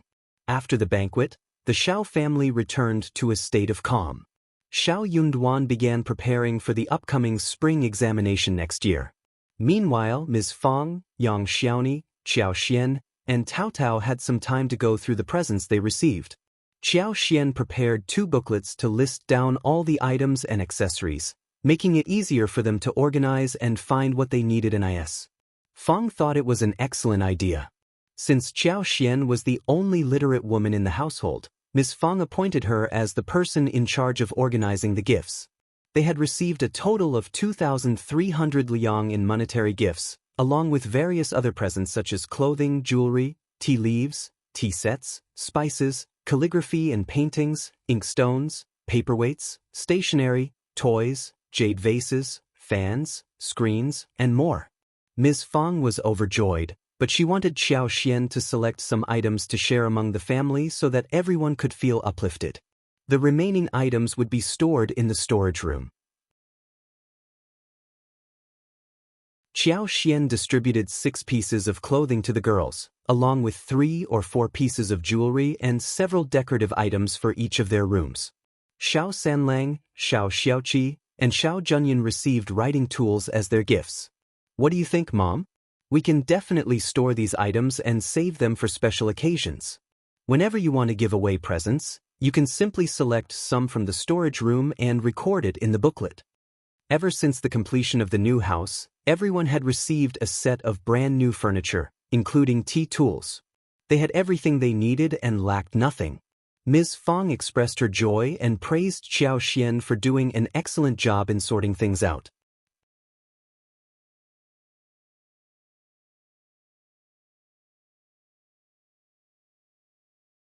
Chapter 736. Shao Liulang's absence. Speaking of the writing tools, Shao Yunduan shared his plans with the villagers about establishing a school.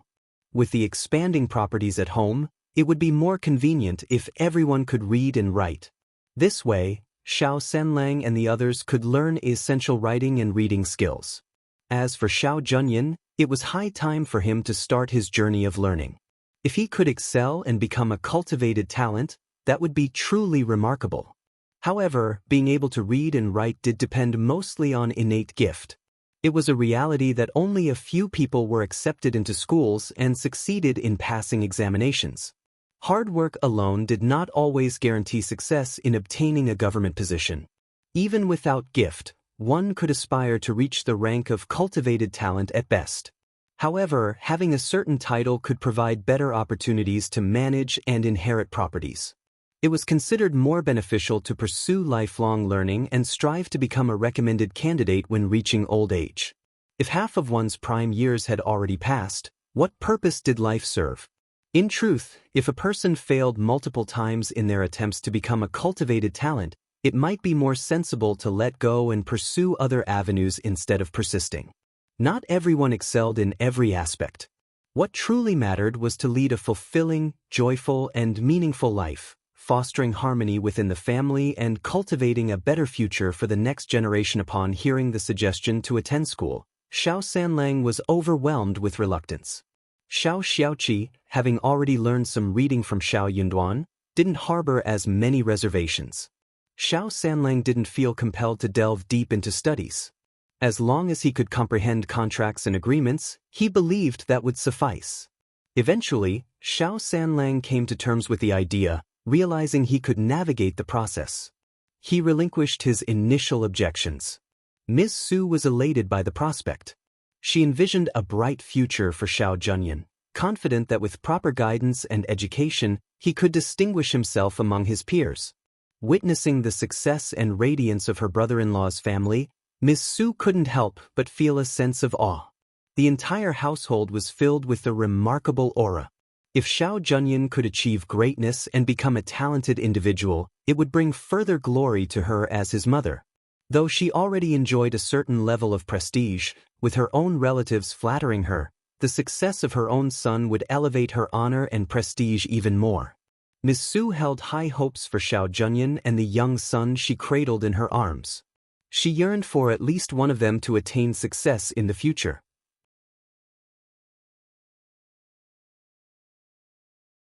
As presents were distributed, including to the other branches of the family, Ms. Fang gifted them garments, 2 rolls of tea, and some food.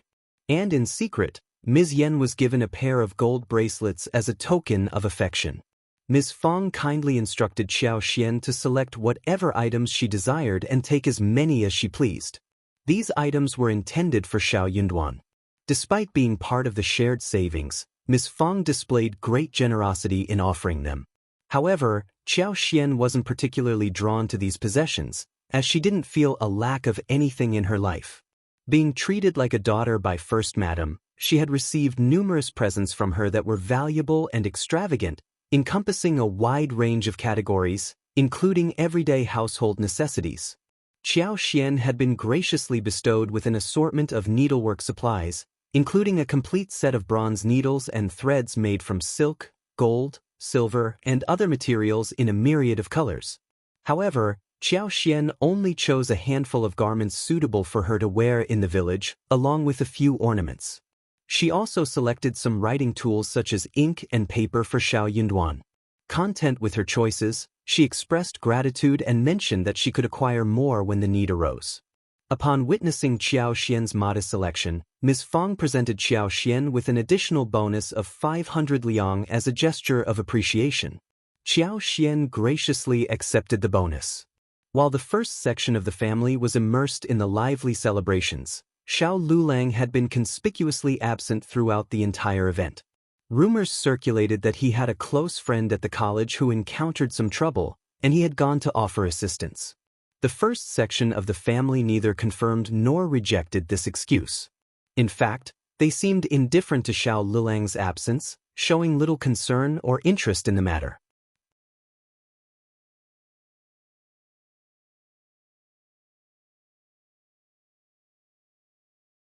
Chapter 737, Not bowing to Shao Yunduan. Eldest uncle, concerned about Shao Liulang's absence, paid a visit to the third section of the family to inquire about his whereabouts. He approached third uncle and Ms. Ma, expressing his desire for Shao Liulang to return so that Yunduan could offer him assistance. Eldest uncle believed that Yunduan's connections and guidance could potentially help Shao Liulang find success. He held a genuine hope that the two boys could achieve greatness together. Third uncle and Ms. Ma, upon hearing eldest uncle's words, felt a surge of motivation. The stark reality they faced left no room for self-deception. They understood the importance of taking action and confronting the challenges ahead. Reluctantly, third uncle and Ms. Ma acknowledged that Shao Liulang could benefit from Shao Yunduan's assistance in his journey forward.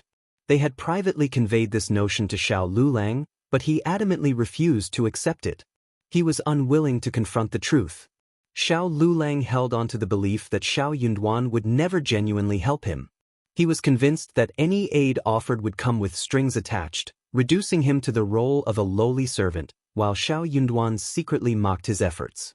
In his mind, he had resigned himself to the fact that he would never receive genuine support, not even in his wildest dreams. So he resolutely refused to bow down to Xiao Yunduan. Third uncle let out a heartfelt sigh. Liulang is incredibly intelligent and well-read. However, he has encountered misfortune and failed the examination twice. It has left him feeling deeply distressed. The success of Yunduan only exacerbates Liulang's sense of guilt and sadness. Elder brother, you can empathize with his situation. If Liulang were to return now, he would face humiliation. Thus, Yunduan personally goes to retrieve him and aids in building his reputation. Eldest uncle sighed in understanding. He had a conversation with Xiao Yunduan about this matter. Liulang has faced numerous failures in the examinations, and as his cousin, you should understand him and accommodate his temperament. Help him to the best of your ability so that when he achieves success in the future, both of you can support each other. Wouldn't that be a marvelous thing? He may appear annoyed, but deep down, he desires to be closer to you. Aid in building his reputation and personally bring him back home. What are your thoughts on this? Xiao Yunduan smiled.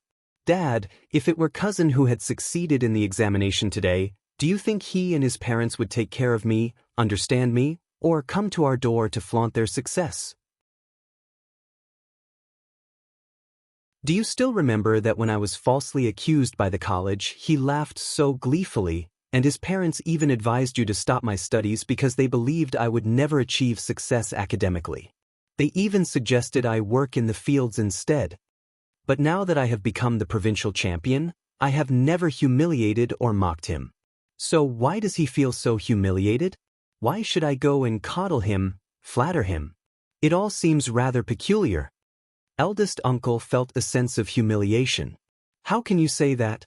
You are the provincial champion, and you can show inclusivity, but I am not going to lower myself for him. He is not deserving of it. Dad, just let go of everything and enjoy your happiness. Eldest uncle stood there in silence, unable to utter a word as he watched his son walk away. He sighed deeply, feeling a profound sense of hurt. Why was there no one who understood him? He meant no harm. All he wanted was for everyone to do well. Yunduan was experiencing success now, and he had a good chance of advancing further in the spring examination. He even had a supportive father-in-law who could assist him on his journey. A bright future awaited him. He had everything he needed.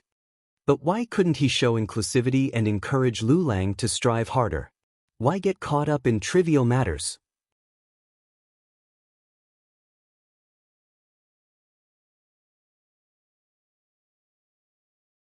Chapter 738. Shakti wasn't losing anything by being inclusive and supportive. What was the significance of losing a little face? Why did he have to be so critical and create unnecessary trouble in life? Eldest uncle felt overwhelmed by distress. Once the affairs at home were settled, Xiao Yunduan and Xiao paid another visit to the Qiao family.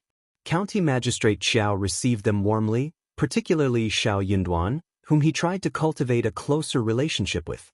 Madame Qiao and her daughter were clearly displeased, but they had no choice but to put on smiles and pretend to like Xiao's presence. Observing their forced smiles, along with the expressions of discomfort from Qiao and her mother, Xiao couldn't help but feel an immense sense of satisfaction. How wonderful it was that her husband had succeeded. Wasn't it about time for them to accept it? What if her husband continued to excel and eventually became an officer in the governmental office? How would these people react then? Xiao no longer felt the need to remain low profile in front of them. She was determined to confidently challenge and confront them head-on. Although it was not yet the right time to reveal everything, Xiao decided to make a bold move and leave a lasting impression on Madame Qiao and her daughter. Xiao dressed elegantly on that day, wearing a rose-red embroidered chrysanthemum damask double-breasted skirt and an apricot yellow pleated skirt with silver thread embroidery. She adorned her hair with golden and emerald jade hairpins inlaid with pink tourmalines, which complemented her stunning beauty. With a light application of makeup powder and a gentle sweep of her crescent eyebrows, she radiated a natural and effortless charm. Her attire was not ostentatious, but rather tasteful and refined. Yet, as Madame Qiao and the others laid eyes on Xiao Xian, a sense of shock and discomfort filled their hearts. They had never seen her radiate such brightness before, and it made them uneasy. Xiao Xian's presence commanded attention, particularly her captivating eyes that shimmered with a mysterious allure. She seemed ethereal and otherworldly, drawing the gaze of many. Madame Qiao and the others were taken aback, utterly astonished. This was not the timid and reserved girl they were accustomed to. Xiao Xian had transformed into someone they could no longer ignore or underestimate. Officer Qiao was both surprised and pleased by his daughter's transformation. He had worried that Xiao Xian's presence might make Shao Yunduan feel disdainful. However, it appeared that his concerns were unfounded. In truth, Shao Yunduan had never harbored any disdain towards Xiao Xian. When he saw how beautifully she was dressed, it took his breath away, and his heart raced with excitement. As Madame Qiao received Xiao Xian, her demeanor was no longer that of a timid individual. She conversed with a genuine smile, exuding newfound confidence. Xiao Xian remained confident and composed, her demeanor carrying a sense of quiet strength. As she lifted her wrist, the sight of a pair of exquisite white jade bracelets caught everyone's attention. The bracelets were new, radiant, and undoubtedly expensive. Xiao Wei, who had never seen such beautiful jade bracelets before, couldn't help but sneer involuntarily. "Sister, now that you're flourishing and transformed, it seems you found support from a prominent figure," Xiao Wei remarked sarcastically. Xiao Xian maintained her smile. "I am not seeking. It is just that my husband is successful and I am attached." The remark only served to further irritate the women. They believed that a woman's aspiration should be to marry a successful man and enjoy a better and more affluent life together. Madame Qiao composed herself and responded with a forced smile. "One understand your perspective, but it is important for married women to show proper respect and deference to their husbands. Your casual remarks may not convey the appropriate level of respect for your husband." Xiao Xian smiled back. "My husband doesn't mind. He likes me being like this."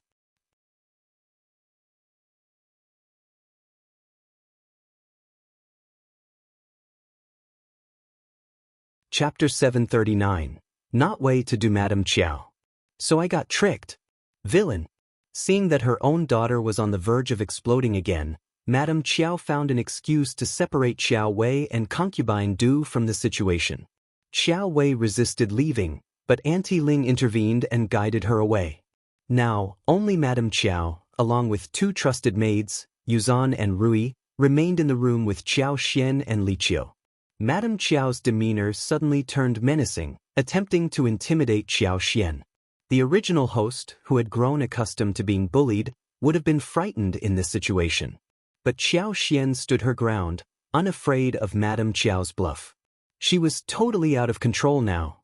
"No one else is here, so I won't waste time on useless chatter. Shao Yunduan was just get lucky to become provincial champion. My husband's success is not mere luck. He is talented, and earning the title of provincial champion is a testament to his abilities." Xiao Xian's pride in her husband was evident, and she was determined to set the record straight. She refused to let Madame Qiao humiliate her husband any further. Interrupted by Xiao Xian's assertiveness, Madame Qiao's previously raised imposing attitude faltered. Madame Qiao gave Xiao Xian a displeased look but chose not to engage in a direct argument. Instead, she dismissively responded, "Provincial champion is just a title, far from being a real officer.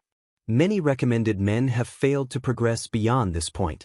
The interview examination is not easy, and even if he manages to pass, without influential connections, financial resources, or patronage, he will only be appointed to a modest position. He will remain a minor officer, leading a quiet and unremarkable life.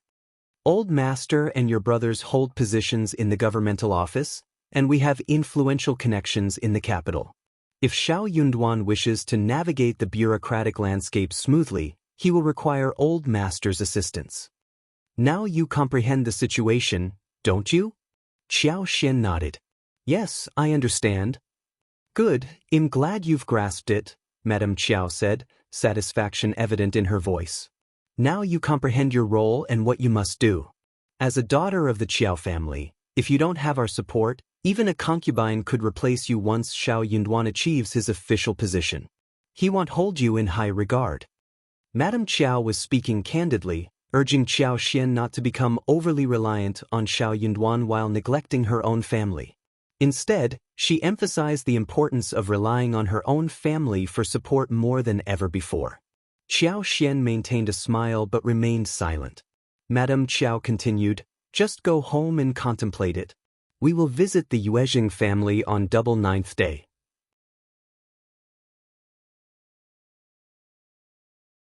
Remember, your father values our relationship with the Yuezhing family, and you mustn't jeopardize that. Xiao smiled and replied, I am clueless about what to do. You have to guide me, mother. Madame Qiao scoffed. Indeed, she was the one with plans, while Xiao was deemed useless and incapable of anything. She should not rely on her for assistance. Yuzan suddenly smiled and suggested, Madame Qiao, Elder Miss mentioned her desire for a white jade bracelet. I think second Miss has a beautiful pair. What if we give one to Elder Miss as a symbol of their sisterly devotion? Rui chimed in, smiling, I'll agree. Elder Miss has fair and elegant skin, perfect for jade ornaments. Second Miss Jade hairpin would also complement Elder Miss beautifully. Madame Qiao smiled but remained silent, sipping her tea. Xiao understood their intentions immediately. Madame Qiao had given a grand speech, and the two maids were fanning the flames, hoping Xiao would express her gratitude.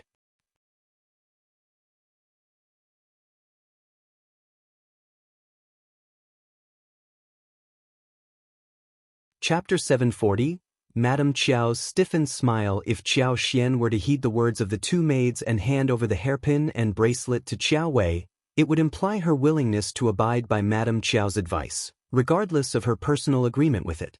However, Xiao had never been in alignment with Madame Qiao's viewpoints. While she understood the intention behind those words, she couldn't bring herself to concur. Xiao retorted, Sister possesses an abundance of fine possessions and does not require mine. These were originally bestowed upon me by First Madam, and I cannot bestow them upon anyone else. Mother's excessive indulgence towards you emboldens you to utter such words. Yuzan and Rui exchanged a bewildered glance, their confusion evident. Madame Qiao's once warm smile faltered, replaced by a rigid expression. Her gaze locked onto Xiao, penetrating her eyes with intensity. Leave immediately. Yuzan and Rui, too, sensed the overwhelming tension in the room, prompting them to bow their heads and swiftly depart, sensing the need to withdraw from the daunting atmosphere. Xiao, there is no need for pretense when there are no prying eyes. Allow me to enlighten you. Your animosity should not be directed towards me, but rather towards your mother. She repulsed me by engaging in an affair with the old master while I was carrying a child, and you deserve the treatment I bestow upon you. What I've just revealed holds true. Men are never dependable. The more elevated their status, the less trustworthy they become. Do you believe your life will improve once Shao Yunduan achieves greater success in the future? You are utterly mistaken. If he remains stagnant at his current position, you can lead a peaceful existence. However, should he rise even higher, what will you have to offer him to maintain his respect? Without our assistance, you possess nothing that commands his admiration. Do you truly believe it is wiser to become an adversary rather than an ally of the Qiao family? Don't be foolish. Madame Qiao possessed the ability to adapt her thinking to the circumstances at hand. She acknowledged that Shao Yunduan had the potential to achieve success, a development she could neither hinder nor control. However, she could engage in a conversation with Xiao, hoping to earn her respect and garner her support instead. In the future, when an opportunity arose, she could eliminate her. Nevertheless, by earning Xiao's respect, she might secure a stronger position within the Qiao family. There was nothing for her to lose. I'll respectfully disagree with you. Why should the children bear the blame? None of us chose to be born into this situation. How can you justify that what one received from you is what I deserve?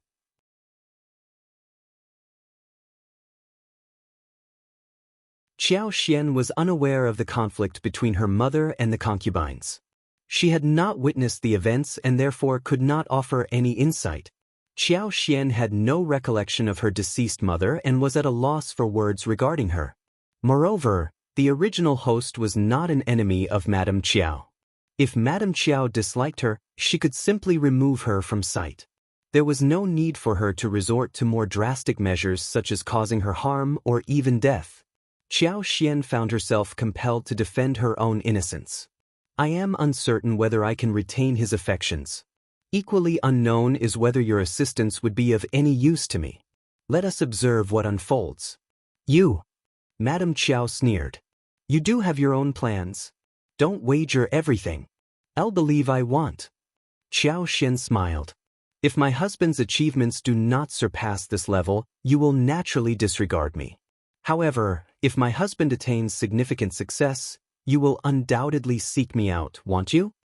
Although she had no need for their involvement whatsoever, Madame Qiao was consumed with anger, nearly on the verge of fainting. She glared fiercely at Qiao Xian and nodded, her voice laden with resentment. I have underestimated you all these years. You have been deceiving me. Realizing that she had underestimated the daughter of this concubine, Madame Qiao felt a sense of being manipulated and toyed with. She found it difficult to catch her breath, her chest heaving. Qiao Xian, however, calmly responded, On the contrary, you have overestimated me.